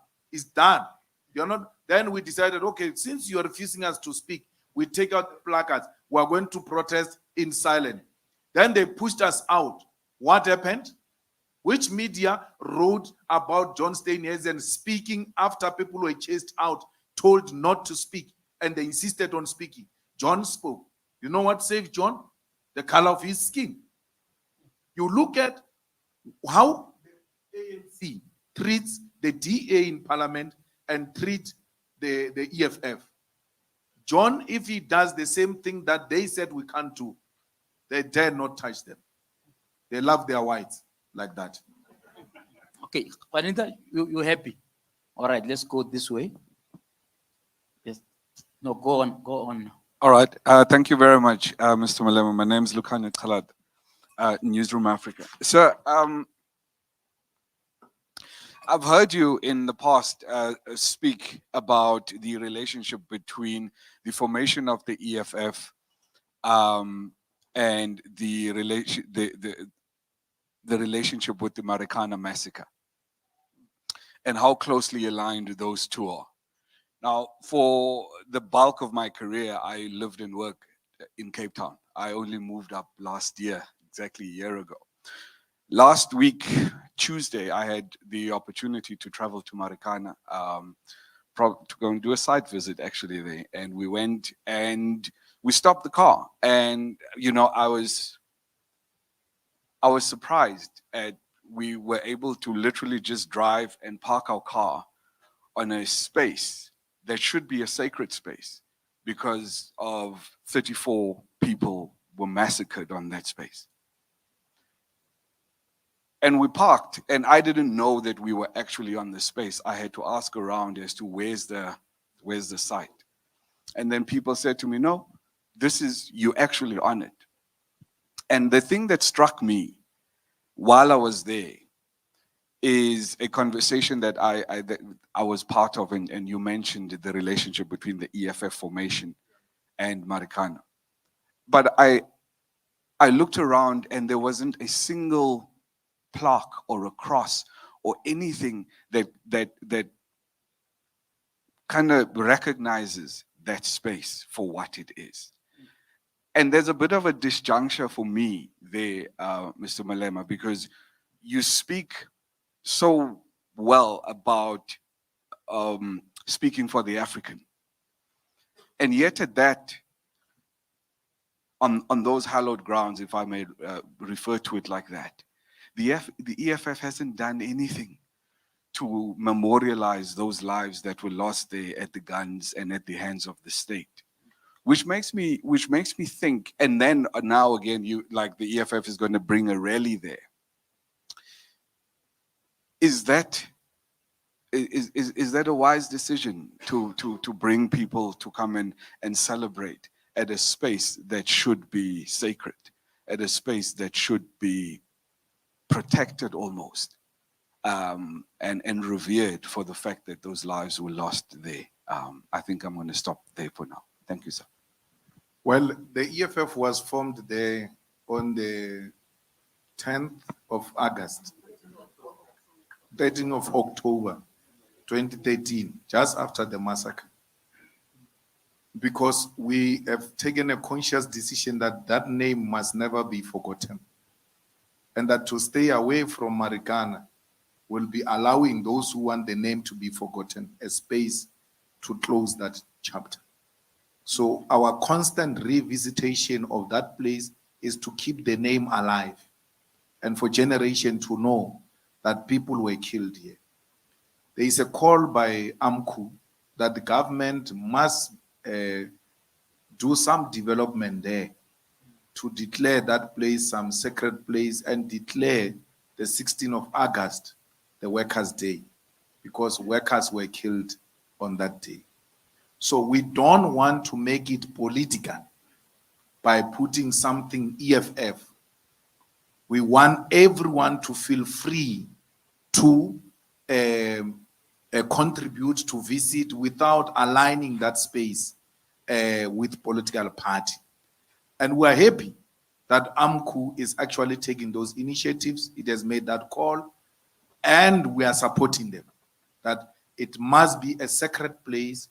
It must somehow be fenced. It must be protected so that generations to come, they can be reminded of the bad things that happened there under the current government.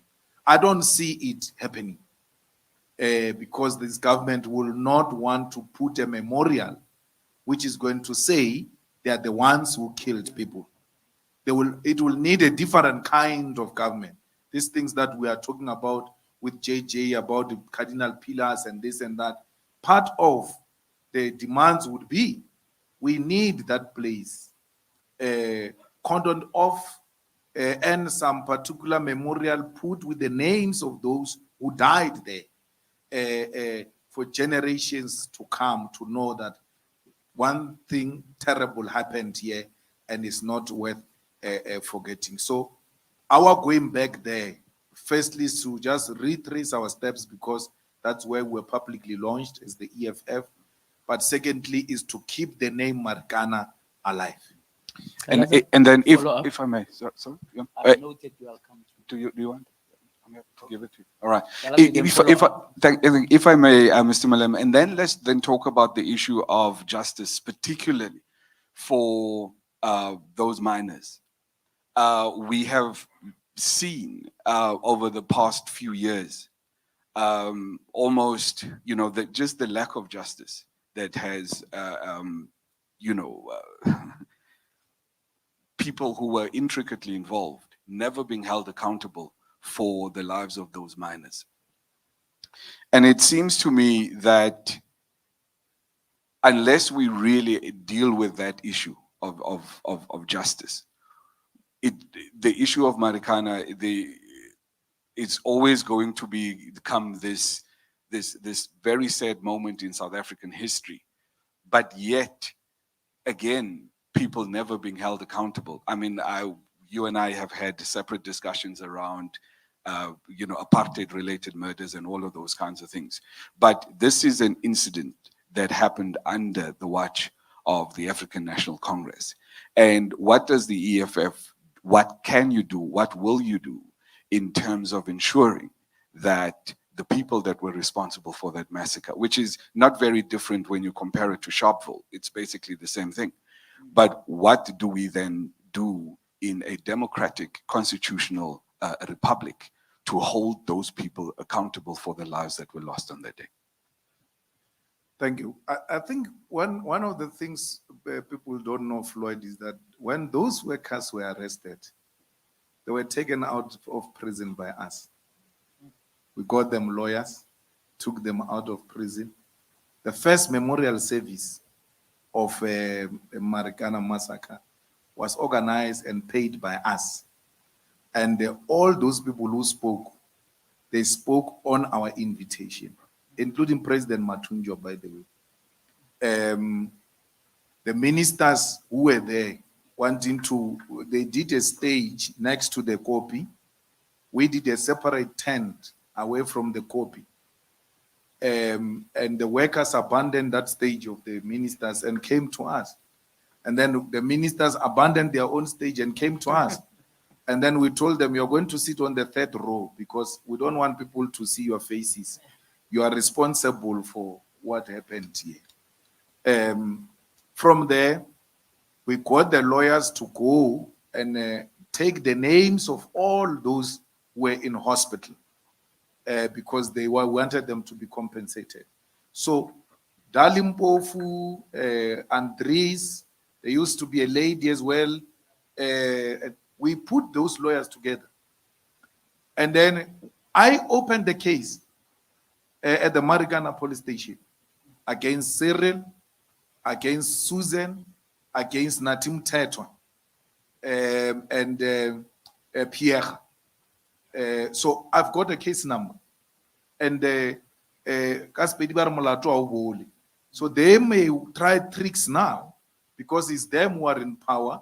But the fact that we opened a case and we've got a case number, when the changes happen, we'll always go back there and say we need accountability of who killed these people and for what, because not a single person has been arrested since the killing of those Marikana workers. So we also even donated money, not less than 1 million, to the widows to try and build them houses, to make them comfortable as we're still busy fighting this battle.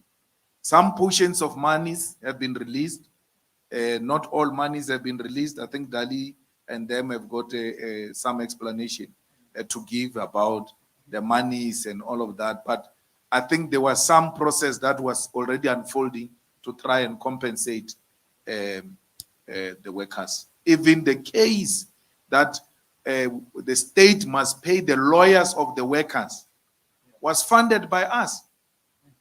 Raulinga was an acting judge in that matter where we are saying there's no money. You kill these people and you know they don't have money. You're going to pay their lawyers so that they can continue to fight you.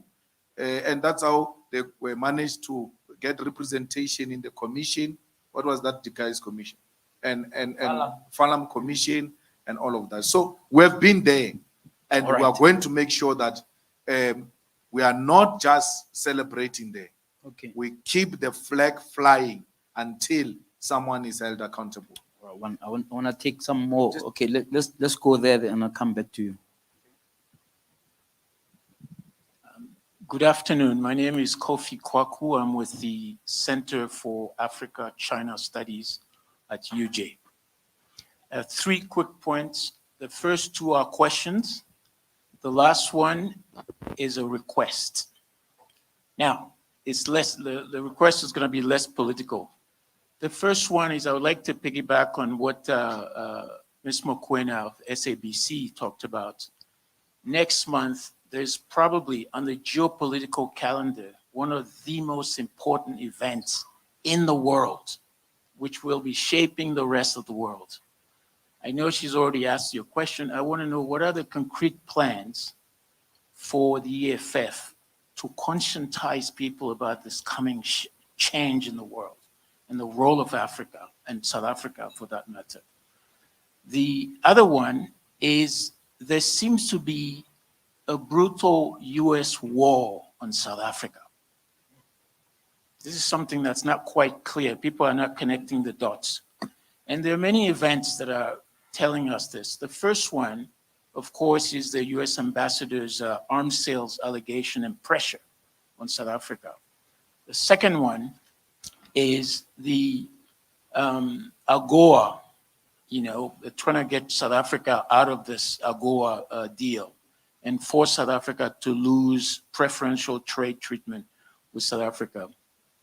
And the other one is, there are many others, but let me probably stop there. But, maybe I should. The pressure of the US to bully South Africa to take a position on the Ukraine crisis. All right, there are many more, but I'm going to stop there. What is, are you concerned about this, and what is the EFF doing about it concretely? And then my last request is less political. It's about sovereignty and national identity. I know many of you haven't probably paid attention to this. JJ has, is that on a South African passport, there are two languages. If many of you remember, there's English and French. My question is, what is French still doing on that passport? Can the EFF take this as a serious matter and find an African language on that? Thank you. Okay.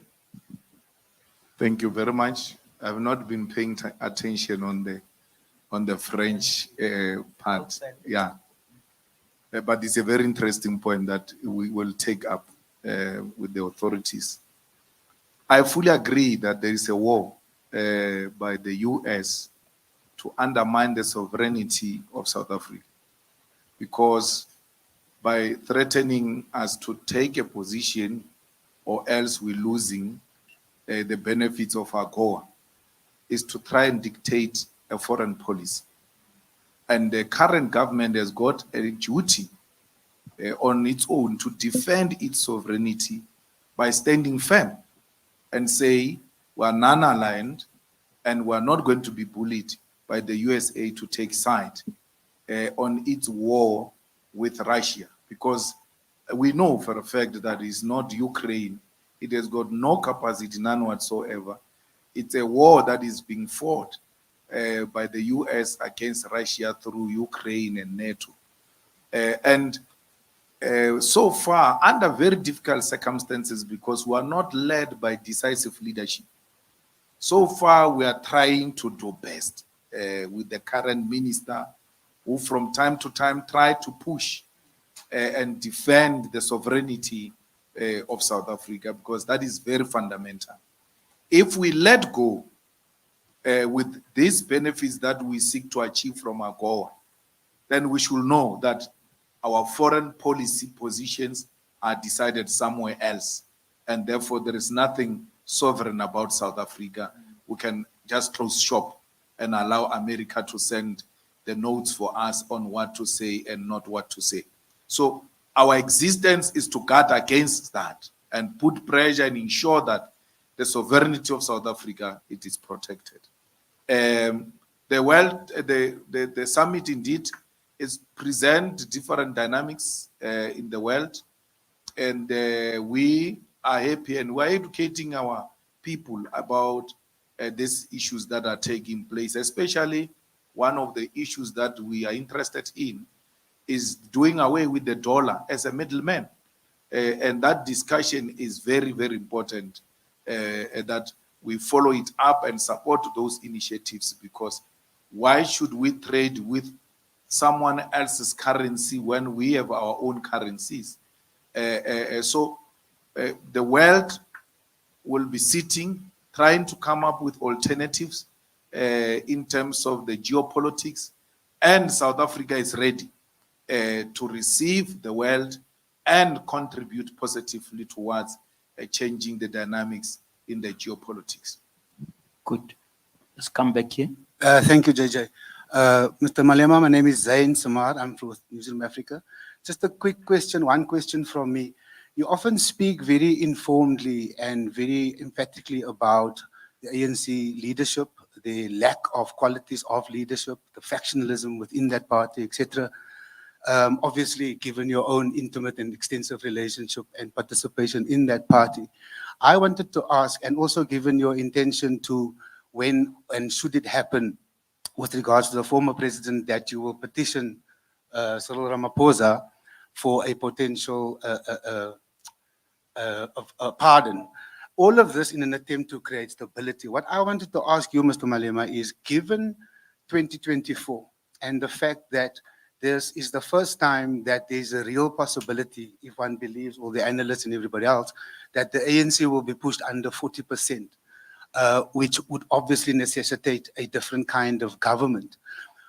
Are you, given your intimate knowledge of the ANC, are you concerned that at any point the current crop of leadership is prepared to hand over that kind of power? Are you prepared?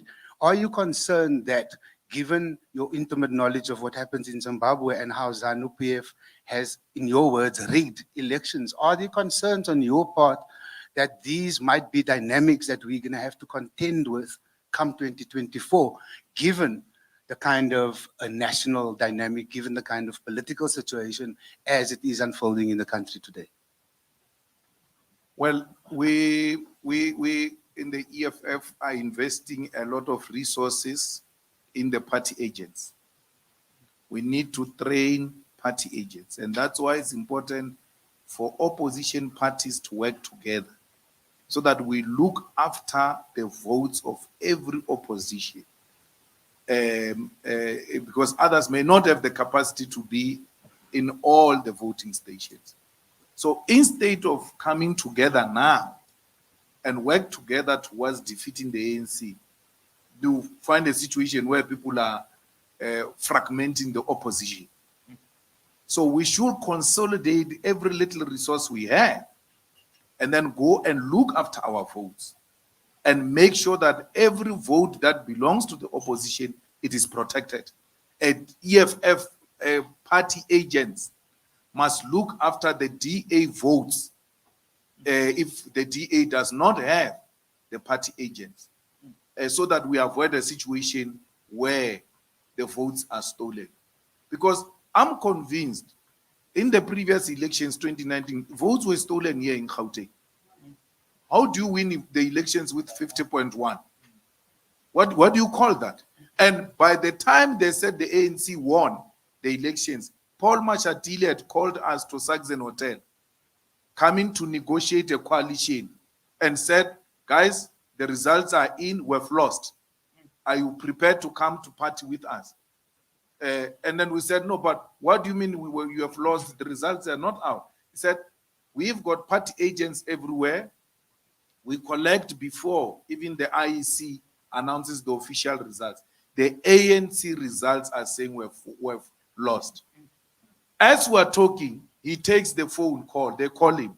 He goes outside. And then he comes back. He says, no, we made it.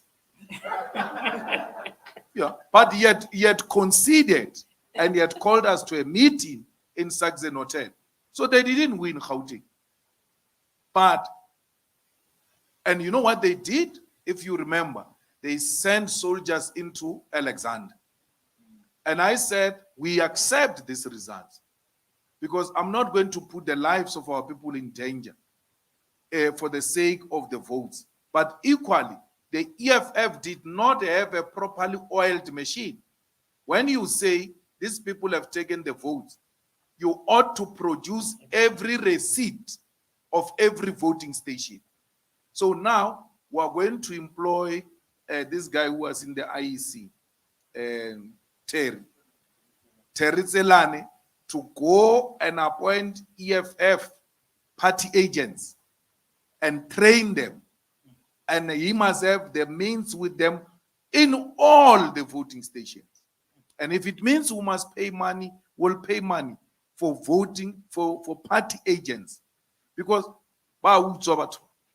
they don't play. So the only way to succeed is to defend the votes and defend them with evidence.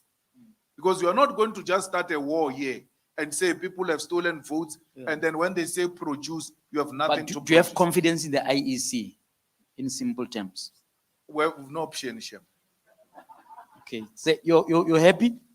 All right, let's see who's next. Okay, let's go over there. Go ahead. Just I can't don't see know what's anything. up Just with introduce yourself. Thank you. I'll come to that. Thank you, JJ. Oh, I'll give you. Don't worry, you'll all talk. We still have an hour. Yes, go ahead. My name is Madumeja Tobachale, CEO of Kasi Broadcasting. Ke kwile o bolela mo ka dilo tše pedi tše tharo. Mara e kgolo e tantšintšhedi molaodi wa o mogolo wa banola ditokelo tša moruo wa naga. Ke ya gore maabane ke kwile o bolela ka gore EFF e na le naga, e na le farm, ebile la ba la slaughtera gona. Ebile la mathomo ke kwa taba e. Ba le putšwa ka gore na ka ntle le farm yeo le Winnie Mandela House, what other strategic assets does the EFF have? That's number one. Number two, o gola ka fase ga tlhokomelo ya koko Sara wa re tlogetse gone bjale. Ebile ra ba le mme Winnie Mandela le ena o re tlogetse. At that particular time, you were busy, ebile o sa le busy ka go godiša EFF along with the other leaders of the EFF. Now, putšwe ke gore na situation e ka moka ya go tlogela ke batho ba bagolo ba o ithusa mo go bona e go tshwere bang le gore o be motho o leng moetapele o leng yena gone bjale, and as you continue. Ya mafelelo ke mabapi le BRICS invitation. The question is, are you invited to the BRICS? That's number one. Number two, if you are invited, what role are you expected to be participating on? And then what is that the EFF, if they're invited and the role is going to be there, what is that the EFF is going to be contributing? And lastly on that one is, what will be the benefit of us as South Africa? Thank you. No, really, I'm shabby. Munola again to a halig mushabi. So le nag mushabi. So we don't have a BRICS invite because BRICS is government to government relations. So we're not there. And then the BRICS political summit is an ANC meeting. It's not our meeting. So the ANC decide who they invite and who they don't invite. So you can't be complaining that the ANC doesn't invite you to their own meeting. I mean, we have our own anniversary. We're not inviting them. So it's the same. So it's their own. So what they do, they call parties that are aligned to them from BRICS countries and then have their own summit, political party summit. But it's not an official thing of the state. Only the August one is state to state, and we are in opposition and members of parliament were not invited. Only the executive get invited.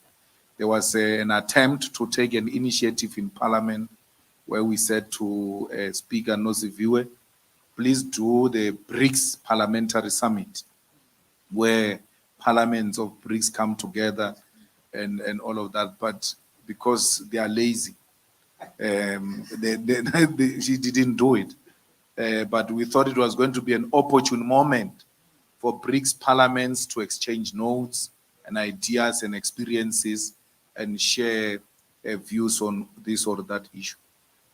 We own the farm. That farm that you saw, that's where we're going to build Winnie Mandela Combined School. The primary and the high school, and the boarding. That will also have a boarding, and that school will take orphans from HIV and AIDS and COVID, because COVID has killed a lot of parents. So they will stay there. In the conceptualization, we also have a clinic, professional nurses and doctors and all of that, because I believe very strongly, and I tell Robert Gumede this, that there are black people with a lot of money, but they don't build schools. With lots and lots of money. And schools, that's where our problem comes from. Whatever we learn at school, we go with it to the grave. And that's where the desire to own school comes from. The problem that occurred, the reason why building is not up, we had 2 years of not doing anything. Remember that COVID took us out. But as we speak now, the plans have been approved. The contractor should be moving to site anytime from now onwards. We are committed to building that school, and we want to be the first black party that owns a school and put money into the school. Because look at these African right-wingers. They build universities, they build schools. We don't do anything school. And then you look at the types of cars we drive. We look at the types of houses we stay in. If we cut anything we have by half, not all of it, and put together, we can build the most beautiful school. So, and in the same farm, we are going to build a hotel, a conference facility, where all national meetings of the EFF are going to be held. So they are not held at Winnie Mandela House. They are held at the farm. Why? So that the EFF can have a permanent relationship with that school.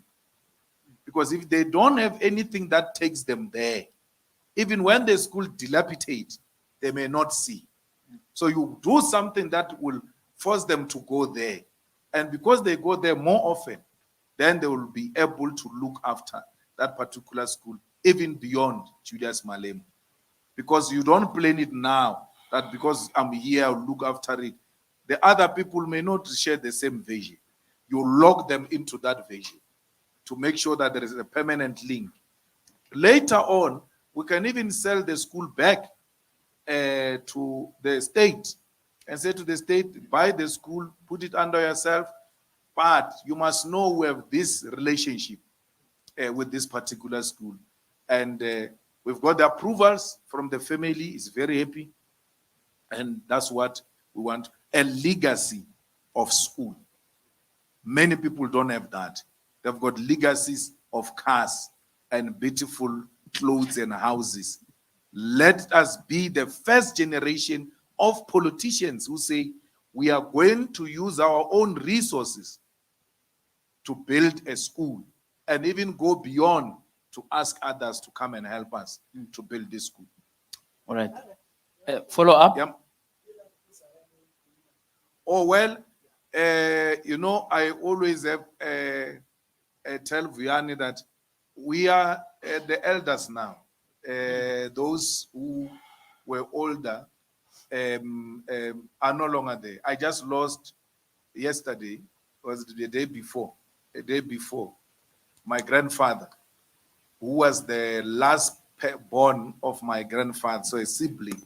He was the only remaining link with the Malemas. So Vianney says to me, no, condolences, there's nothing we can do because now, as they pass on, they leave that responsibility with us now. So the before the Taba, di etshimong yo bona ha o sana bakgekolo ha o sana bakgala All right. ke rena bakgalabe ba ona Hello. Yeah, Bra Aido, I'll come to you now. Aido? who give up the- How? Please pass the mic to him. Yeah, okay. Hi, my name is Aido. From leadership. Yeah, okay. Just one question. It's actually not only directed to you, the EFF party as a party, but political parties, right? Because if you look at the history of our struggle and whatever and all these things, right? Especially in the 80s and whatever, it was a people's revolution because there were people structures on it, on the ground, you know, that actually drove the revolution, street committees, consumer boycott committees and whatever. And what the ANC did, unfortunately, after when they came into power, they demobilized those people structures. And then now we're focusing on parliamentary politics. And that's what all the parties are doing now. I mean, all the things that you are doing now is, you know, to win support so that you get elections. Now, the criticism, especially I would say for leftist parties like yourself, which would believe that you believe you are revolutionary in outlook. There's a question that there's a gap between political parties and people structures. And you're focusing too much on parliamentary politics, you know, get elected and whatever. And so that revolution will always create a gap. That approach will always create a gap between people, you know, and those political parties. And you can see practically sometimes how it happens is, of course, I mean, if there's a problem in deep sleuth, you know, as EFF, other political, you'll go there, pay bail for the people who are arrested. But what you need is organic structures. You know? Because, for example, I mean, what is the relationship between most of the political parties and grassroots organizations like the Amadiba community, you know, those kind of things that are dealing with critical issues. What's your comment? Well, we in the EFF have recognized the need to participate in the organs of people's power. So, of late, you've got hospital boards, you've got SGBs, you've got community forums, you've got ward committees, and so those are organs of people's power because those are the structures that govern day-to-day lives of our people apart from parliamentary politics. And it is important that we participate actively, and I agree with that narrative that if we don't participate at that level, we run a risk of creating a gap between people structures and parliamentarians or political parties. So we have noted that, and they know part of the report is to report how many members do we have in the community forum, how many members do we have in the street committee, how many members do we have in the hospital boards, how many, because we must not create that distance between ourselves and other formations. All right, follow up or you are happy? Yeah. Sorry. You see, those are formal structures because I mean, SGBs are, you know, from to schools and whatever, but they are grassroots organizations that are out of the formal, but which are part of the people's revolution. What is your relationship with those? I mean, for example, even the labor movement or those organizations that I talk about now, those are, which are, you know, organic organizations that are dealing with their issues on the ground. In fact, in these cases, like some journal and those people are actually fighting against government. And I just want to know, what is the link between you and those, isn't that, don't you feel that is and it's because of we are operating within parliamentary politics. And don't you think that's a weakness in terms of the approach of most political parties. Yeah, but I do those structures, formal as they are, we always said in the 80s, we need organs of people's power. So Batalibom John Dolo is an organization on its own. And it cannot take a decision to relate with the EFF. I mean, Batalibom John Dolo, for instance, the other time they said people must vote for DA. It's an organization, independent organization. But structures where we can all participate without anyone saying, we don't relate with this one, we relate with that one, is those organs of people's power that somehow are viewed as formal structures, but they are running day-to-day lives of our people on the ground, and they are the ones that give you direct contact with what is happening on the ground. But any organization that is progressive in nature, that deals with community-based issues, if EFF see it as a force to work with, will never avoid working with them. Those are the kind of structures we want. Okay. Let me just see how many people still want to talk so I can budget the time. There's one, there's two, three, four. Okay. 5. 1, 2, 3, 4, 5. All right. Fine. Let's start there. Thanks, JJ. It's Murio Sanyani from Power FM.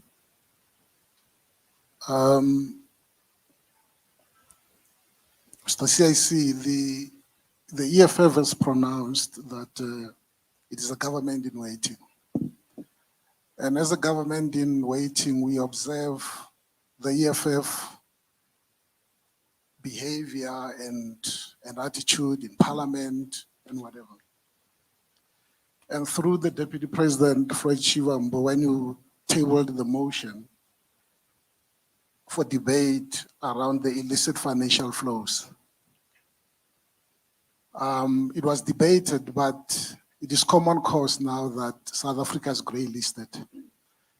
And we are battling to control transnational crimes that are happening in the country. And it is a major cause for concern. So beyond just raising or tabling such important motions in Parliament, do you think you've done enough from your parliamentary mandate of playing the oversight and holding the executive accountable, whether you've done that effectively and sufficiently? And should you ascend to power after next year's elections, how will you approach this issue differently? And linked to that, your member in the Joint Standing Committee on Intelligence, Dr. Ndlozi,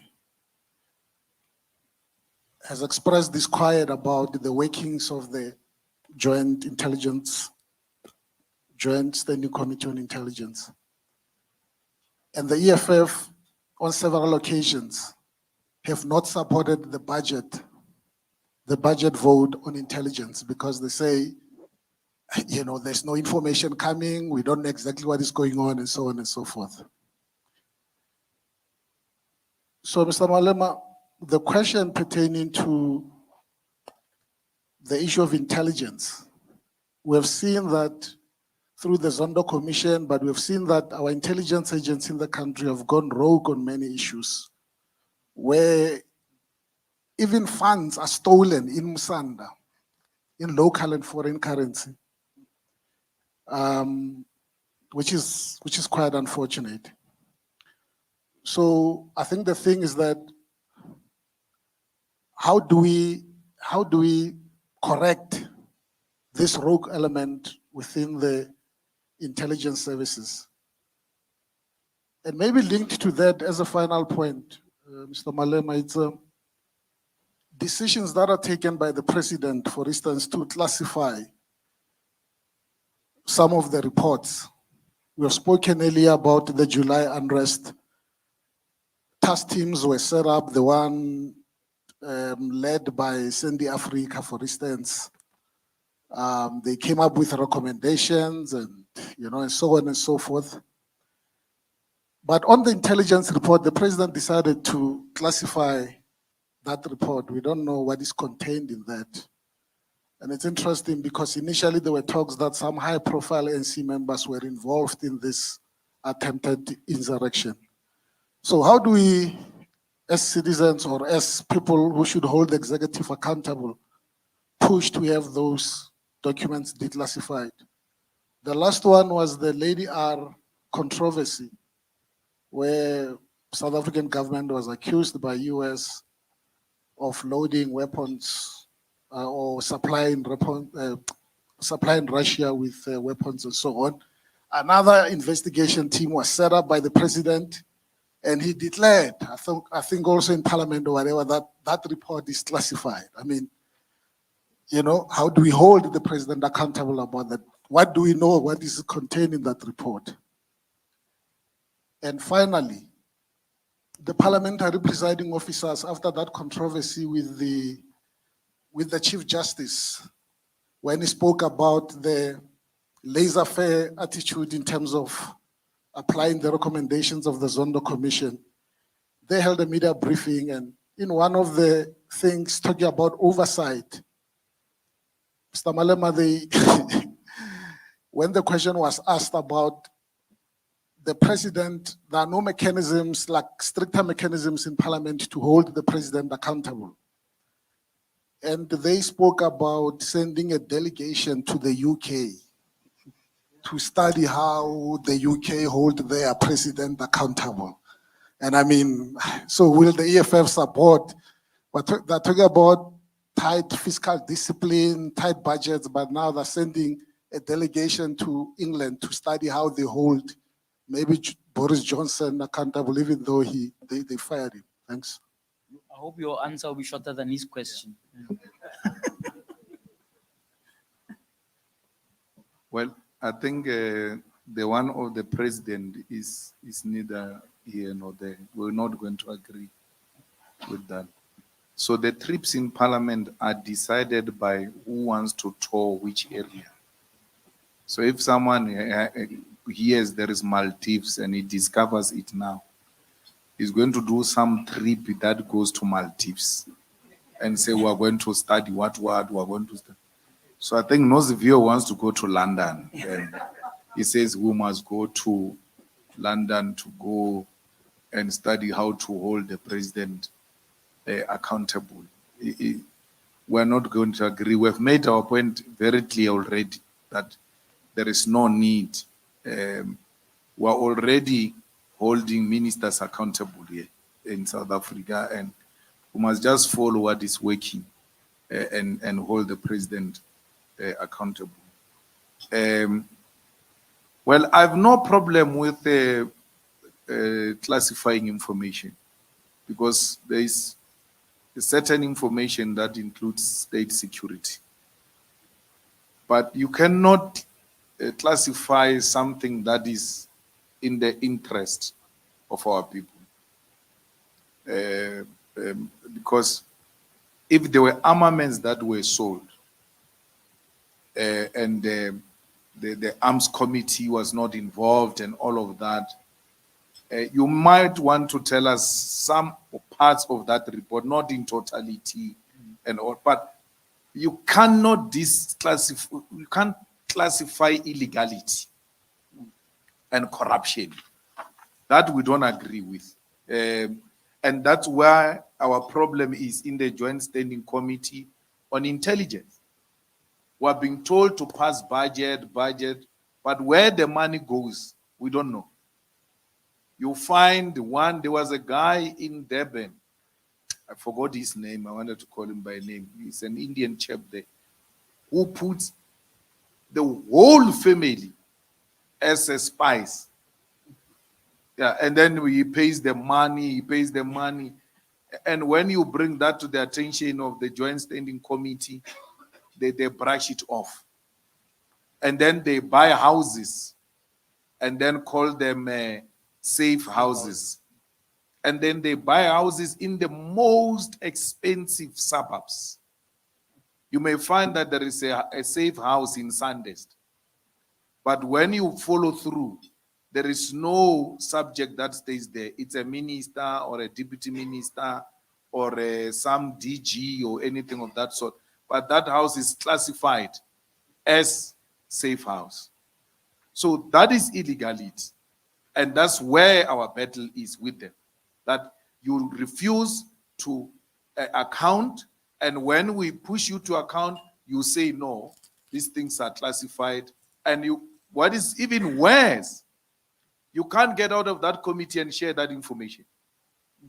You're not allowed. So you are just going to be drowning and drowning in knowing things that are wrong, and you can't speak about them anywhere because they say they are classified. I think we ought to find a way of challenging that legislation to say where there is acts of corruption, they must be declassified and people must be told about them, and a proper investigation must be done. That's where the Inspector General of the Intelligence should come in to come and say, we should give him that information and say, but this one and this one and this one, we don't think they've got anything to do with classifying information for the sake of state security or secret. This is corruption and we want you to investigate. That's why there was a big fight on Inspector General. We fought because the person they wanted to bring in the form of the chairperson now of the Integrity Committee, French Khan, was going to be partisan, completely partisan. And they did not get the required numbers and they had to abandon Chikane as name. But how do you bring a politician to become an Inspector General where some of these things must be taken to and say to him, these people are engaged in corrupt activities, please intervene and help the situation. You find him conflicted because he's a leader of a political party. The illicit financial flows are the ones that led to us being grey listed. That's our struggle. It's a permanent war that we are fighting in the Standing Committee of Finance. It's a permanent war that we are fighting at Scopa because these multinational companies are the ones that are engaged in illicit financial flows, helped by our own institutions who look the other way. And when that information comes to our attention, we are the only party that has challenged the issues of illicit financial flows, and we have not abandoned them. And what is even shocking is that when we raised this matter of illicit financial flows, members of the ANC did not know what we were talking about, and even asked us to run workshops for them on illicit financial flows because they have no idea how it affects the country and how does it work. It's a reality we are confronted with. Thank you. Morio, you're happy? All right. There was a hand this side, assistant hand over there. Thank you very much. Professor Onkopotse Tabane, I pay my respects. My name is Sihla Ngule Siwisa. It's a pleasure to be able to address the CIC. I'm from the Eastern Cape, and I'm not a member of the EFF. However, because this is a frank dialogue, I want to say that I have observed the evolution of your maturity as a leader over time. I first saw you on our television when you were leading a march here, COSAS, that became violent. And you spoke, and you were a young lion, even within the ANC. You know, I think you'd also admit that there were moments when elders abused the youth for their own ends. And I think that's part of the reason why we're here now, because the minute you bit the hand that sought to direct you, then you were defenestrated from the ANC. Ironically, I think the trauma of being cast out of the ANC gave you and your capable collective an opportunity to introspect, to pause, reflect, and renew. On my way here, I was driving behind a taxi, and it has the inscription at the back, Basheshe Bashlega, which means we laughed too soon. And there was a moment when, you know, the discussion of you would work and many, many other things made you a laughing stock on social media. But I must admit, as a member of the ANC, that the Julius of yesteryear is vastly different to the articulate young scholar who is schooling us today. Your journey to the union buildings will be fraught with contestation. There's a saying in Afrikaans, "Jy hoef nie die kind met die badwater weggooi." That means you cannot throw away the bathwater with the child. There are still credible cadres in the ANC with ideological clarity who love this country as much as you do. Let's collaborate, let's back channel, and let's make all voices count. Thank you very much. All right. Thank you so much. There are 3 people left now before we can all go and have dessert and go home. Yes. Hello, hi. Umberto Bacchi from Agence France Presse. I have 2 quick questions. The first one, if you could elaborate a bit further on the elections in Zimbabwe. In particular, the ANC has labeled the opposition leader as an American puppet. What do you make of that comment, and what's your own assessment? And the second is on BRICS and hosting Vladimir Putin here, understanding the concerns that you expressed about the ECC and American foreign policy. Having Putin here will send a message of support towards his leadership, and considering that this is someone who runs a largely corrupt, if you want, regime who holds an imperialistic view of Russia's role in the world. How do you reconcile that with the core values of the EFF? In short, is he someone who's worthy of your support?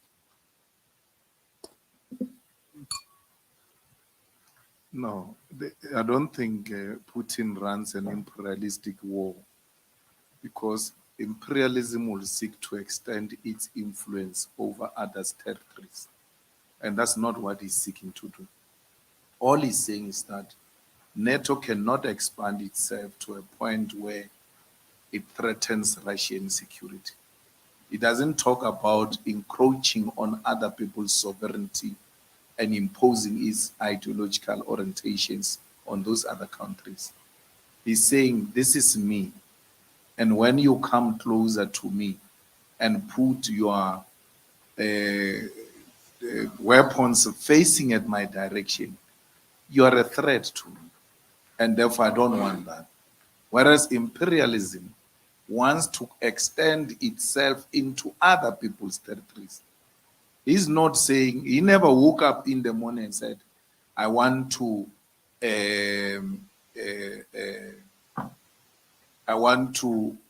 annex Ukraine and make it part of Russia. All he said is that your joining of NATO is a direct threat to Russia and undermines many other treaties which made a commitment that NATO will not extend to that particular direction. And that's all. And I always say to people that you always say people have a right to choose what they want to choose and all of that. If NATO decide to choose to join, I mean, if Ukraine decide to choose to join NATO, what is his problem? But what if you go to bed one day and then your wife comes to bed with a knife and say it is her right to choose what she wants to sleep with, and then she's going to sleep next to you with a knife? You can't allow that. There's not going to be sleeping that day. No one is going to sleep in that room. And then Barry's got a right to carry a knife and then sleep with knife next to me. So it can't be, it's not correct. You said something about American puppet? Yeah, the Zimbabwean election. Well, that is Mbalula's view, and it is at the ultimate end the choice of the people of Zimbabwe who they vote for. Tsvangarai won elections. Mugabe refused to accept the results, and then President Mbeki intervened. There was a government of national unity, and then subsequently there was the election. Mugabe won, and then this one came through the way he came, And the people voted Tsvangarai. Even Mnangagwa's people will tell you that we lost that vote. I mean, Chamisa. They voted Chamisa. Twice they won. Tsvangarai won, Chamisa won. At least Tsvangarai's winning was announced. The only difference was that he didn't reach the threshold. This one's winning was handled differently. And remember, the army plays a role in Zimbabwe as to who wins, who doesn't win. So, if Mbalula characterizes Chamisa as an American puppet, he has to produce some form of evidence. He can't just talk. Why is he saying he's an American puppet? Because if you read Tsvangarai, Chamisa's policies and those of the ANC, they are the same. They're the same. Chamisa, the ANC, and DA, they all sing from the same hymn book. So why would he, who is he to tell us that Chamisa is an American puppet? The ANC has been the British puppet from its formation. The ANC had a thing in, was it constitution, protect the Queen, in its constitution at the formation of the ANC. So you can't come and want to lecture us about puppets of anything. If the people want Chamisa, they must vote Chamisa. If the people want Tyson, they must vote. How do you disqualify a person from contesting you? It's already a sign of panic. Because if you don't doubt yourself and we're talking democracy, open the field. Let everyone contest. Why are you scared of Kasukweri? Kasukweri must be allowed to contest so that people have more options of what they want to do with Zimbabwe. We need a stable Zimbabwe, especially ourselves as South Africa. We need a stable Zimbabwe, and we so wish that this election are successful and there's no violence and they produce stability for the sake of our own peace. Because this thing that we see here of Zimbabweans being beaten up and all of that really is not nice. It's not nice. So a functioning Zimbabwe will lessen some of these xenophobic tendencies that we come across from time to time. If you're happy, all right. I think there's 2 left now, okay?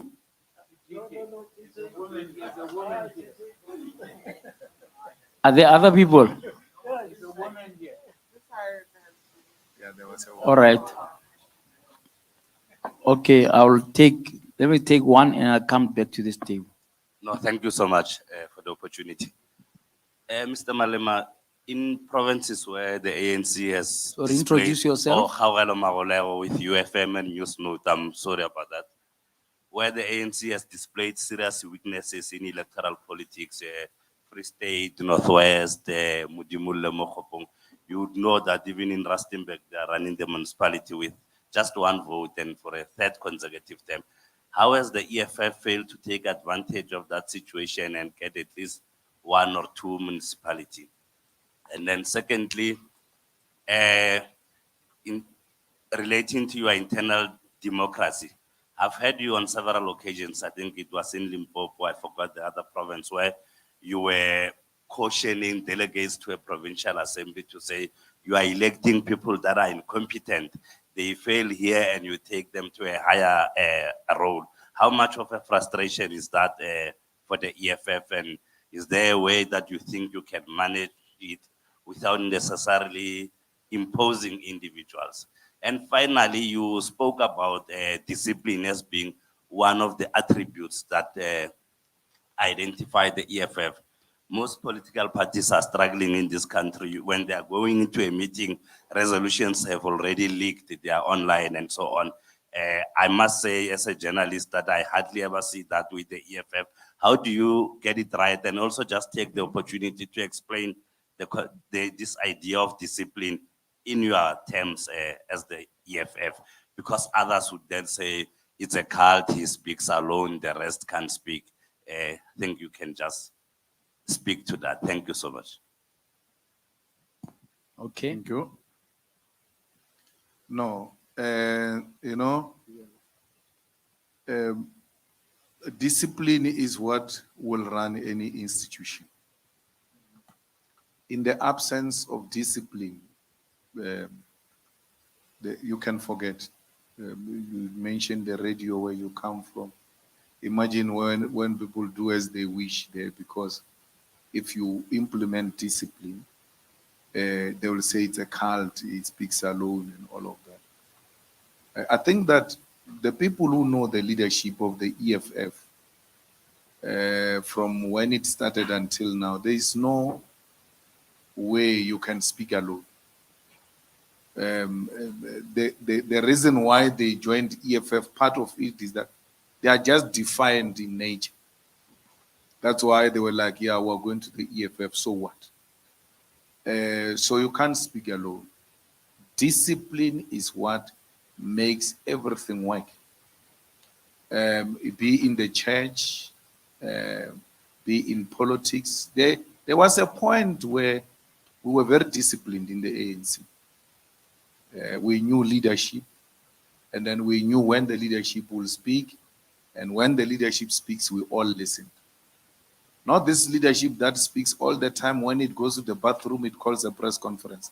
When it goes to the bathroom, it calls a press conference. No. It's tiring. You can see that you have a Secretary General of the ANC who appears on TV more than Sophie Mugwe.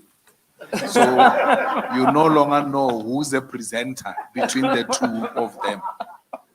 You know, so we used to, during Khalema Mutland, the NEC will sit and then we'll be drinking there, young. Someone will scream from the house, hey, SG's on TV. We'll all abandon what we're doing to go and watch, because we know that if the SG goes on TV, there's something important to be announced. Not this thing we're seeing. So that doesn't, inspire confidence. And it becomes some playful type of a thing. So yesterday in Mudimole, right, the EFF issues a directive. Don't vote with the ANC.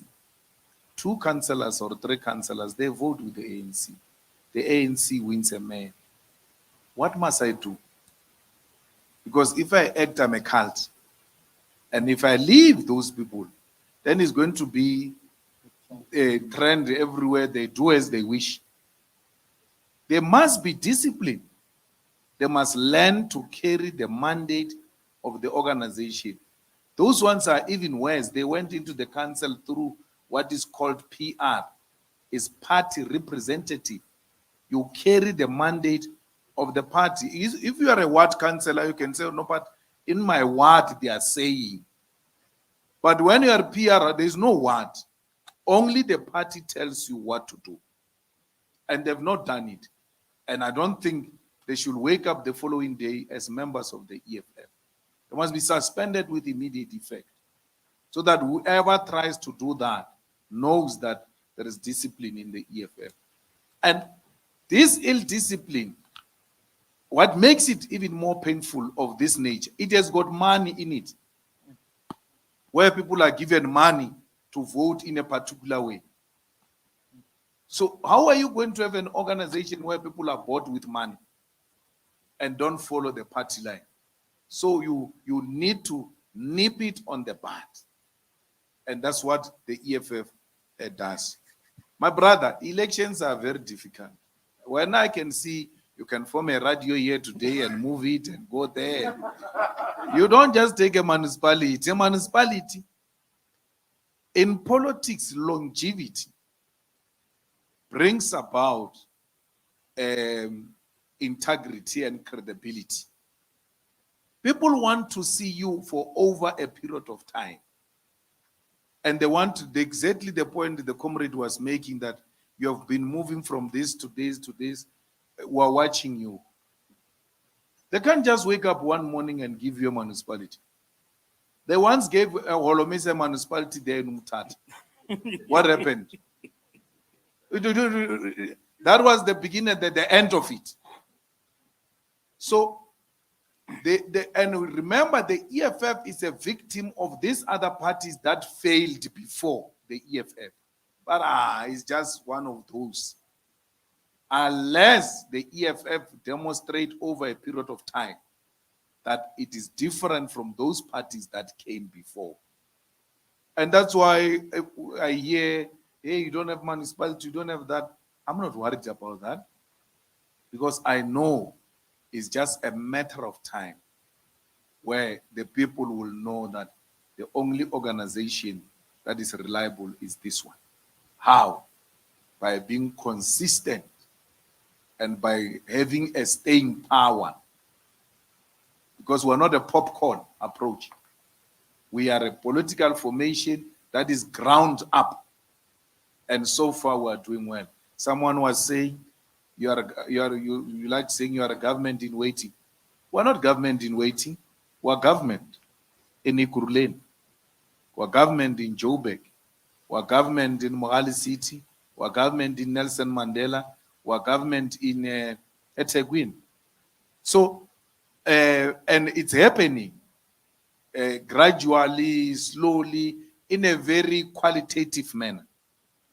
And if you're to check those illiterate councillors they are talking about, for sure of the EFF, we're going to find very few of them.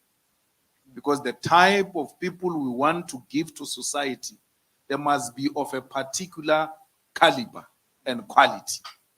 We cannot replace a tendency with the same tendency. So that's why the EFF's rise is of quality and we're happy with it. That was municipality elections, you're saying?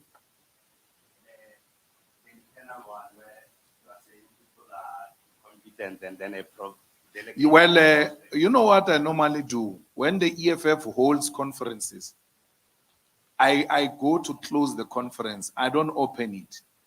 Because if I open it, they'll say I will dictate. Because I've got this thing of just speaking the truth about people. If it was for me, I always tell them, if it was my company, others won't even qualify to lead the EFF. So I stay out, allow them to vote and finish so that I can go and have an honest conversation with them, which will not reverse the elections. But I give them an opportunity to do what they want to do. When they are done, I go and raise the weaknesses of the organization and of the leadership. And that conferences by their own nature should work to help and resolve problems, should not create problems. But I don't want to be seen to be interfering. They all went the conferences of the EFF without me speaking before the elections. I allow them to do conference, elect and all of that, then go after to speak. Because I don't want to be, but if they are witnesses, I will raise them. Yeah. And I'll raise them sharply within the organization. Last two, I've run out of time completely. So I'm going to take, there was a lady in this table. And then you'll be our last one over there. And then unfortunately, we have to close at that. Hopefully it won't be the last dialogue. But I think we've run the course now. Yes. Yes, my name is Nomo Sampele from Kasi Broadcasting Africa.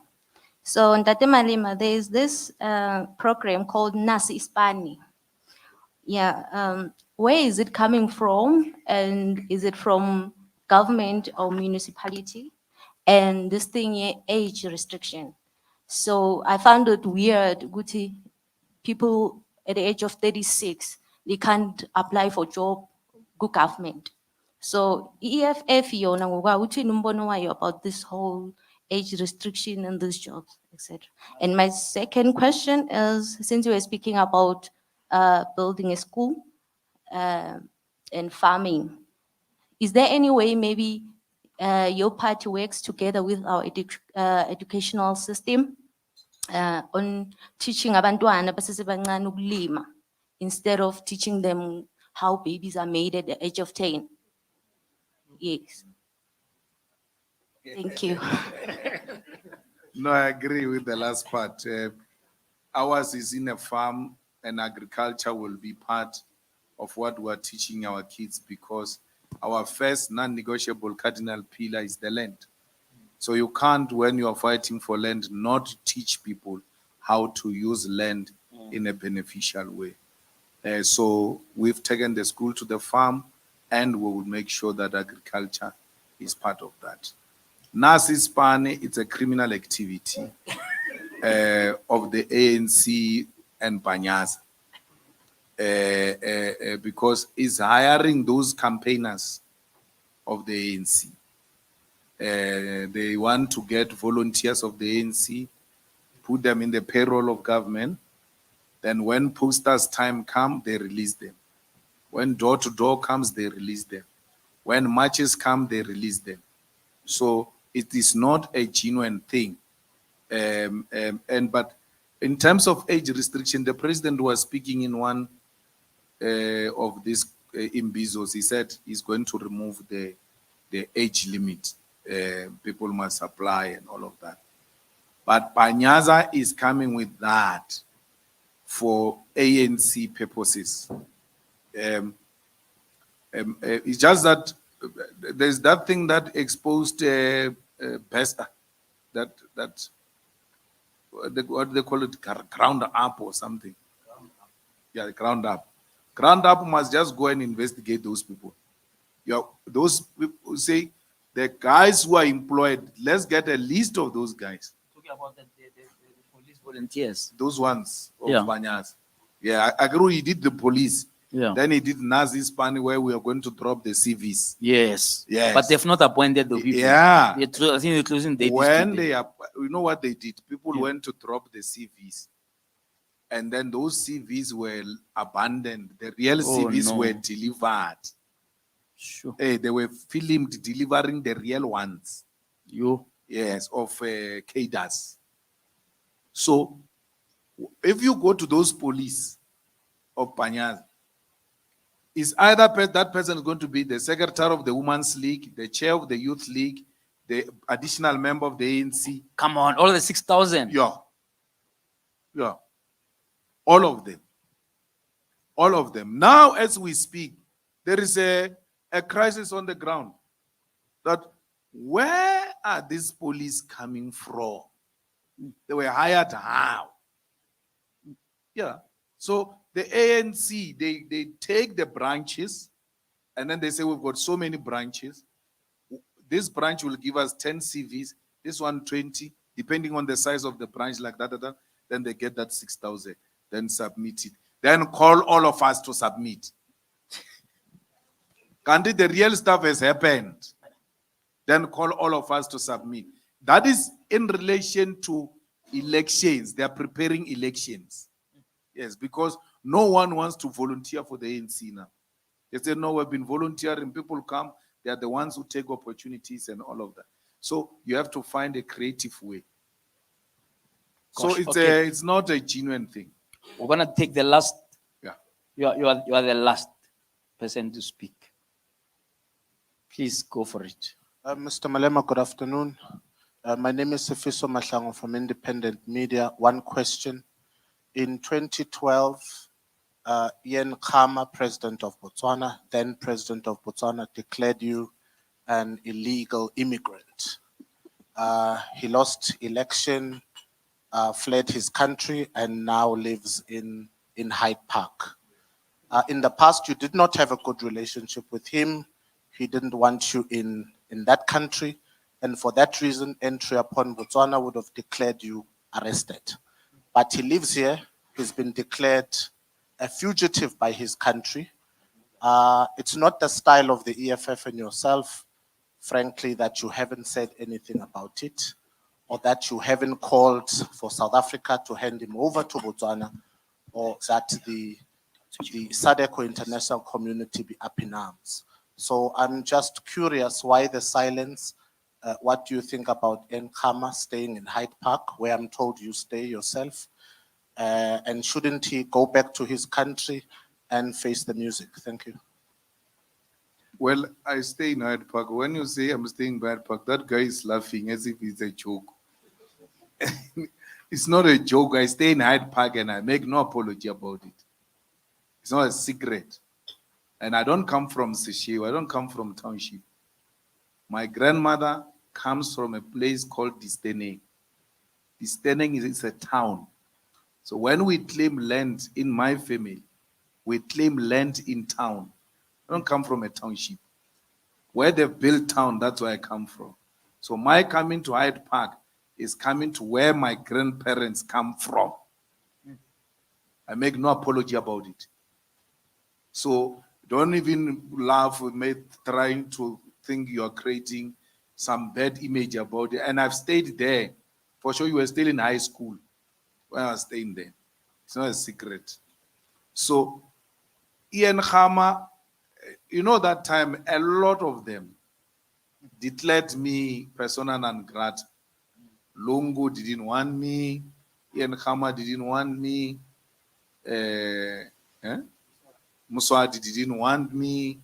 And all of that. And one day when I went to Lesotho there, that Ian Khama comes to greet me. I'm like, this guy, there's no problem. Like, and you know, you are in a foreign land, you don't want to be bringing attitude in other people's countries. I just cooperated. But he has not been an issue to us. If indeed he's a fugitive, he has to be taken back home. But Ian Khama has never been an issue. We have never entertained him. Even when he was banning us in Botswana, we're like, what are we going to do in Botswana? To do what? To look for what? So I appreciate that information because it means I must go and look for him now. The hunter becomes the hunted now. So I'll make a follow-up with the police. He doesn't stay in just Hyde Park. He stays in Saxon Hotel. Sure. Yeah, he stays in Saxon Hotel. So I know his address. So I will ask the Minister of Police if they are looking for him. I will show them where he stays. So they can go and fetch him and send him back there. They are looking for him. So I know that, but it was one of those things where a person just gets threatened by non-existing thing. You know, I was charged by the ANC for saying Botswana has got an American base and poses a threat to South Africa.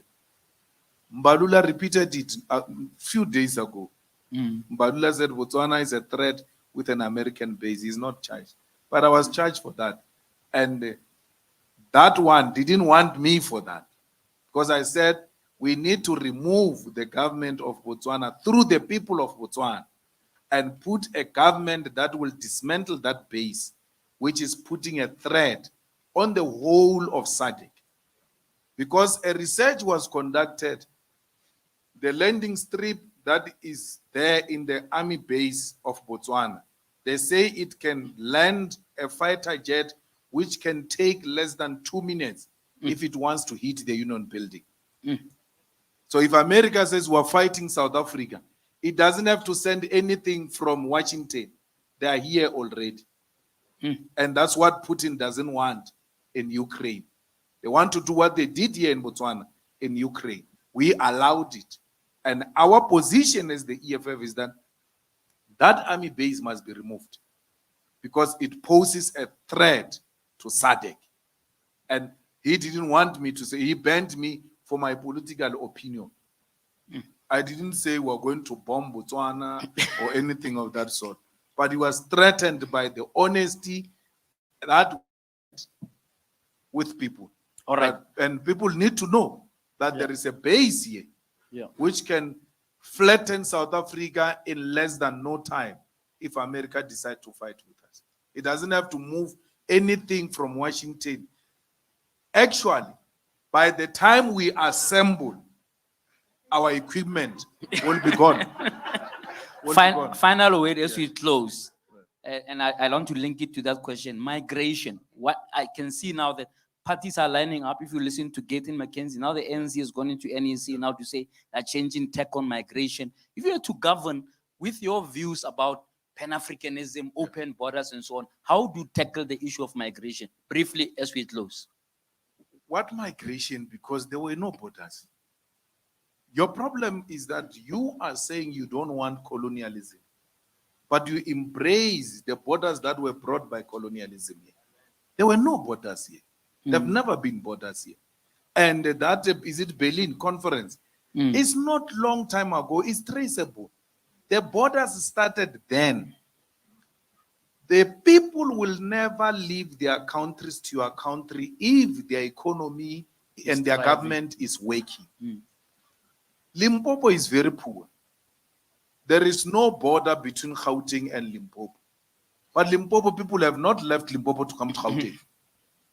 Yet Gauteng has got more resources. Why can't they leave Limpopo and come here? If these people wanted to come here, this fence was not going to stop them. No one wants to come here. They are coming to look for opportunities, and that's what we must encourage with all of you, especially the unemployed youth of South Africa. Let Africa be your playing ground. We were conditioned to think that we are superior and we are a country that is defined out of the continent. There are many countries in the continent that are doing so well. And they can use your skill, and they use dollars, by the way, some to pay. Okay. So our position didn't change. All right. I have no time for borders. Why? I have no time for colonialism. How would you say to me, go and change French on the passport, and then come at the same time and say, we're in board. Yeah. Leave the borders alone, but remove French. Removing of French on the passport is part of decolonizing South Africa. Yeah. So you can't speak in folk tongues. It has to be very clear. No one is going to come to our country. They don't have borders in Europe. But when it comes to us, they say, no, you must have borders. Why? The division of of Africa is what makes them thrive. They thrive on the division of the African continent. Can you imagine the minerals of DRC combined with the minerals of South Africa and with a new currency based on the minerals? What we can do to the dollar if we become a United States of Africa with our minerals alone. We can collapse the dollar. We can collapse the strong pound that is based on gold, yet they don't have a gold mine. So why do you allow such things? So my position is informed by that. And someone says, no, we won't vote you if you say such things, we won't vote for you. He's asking me to lie so that he can go around saying politicians lie. When I tell the truth, I won't vote for you. I must lie so that they can vote for me.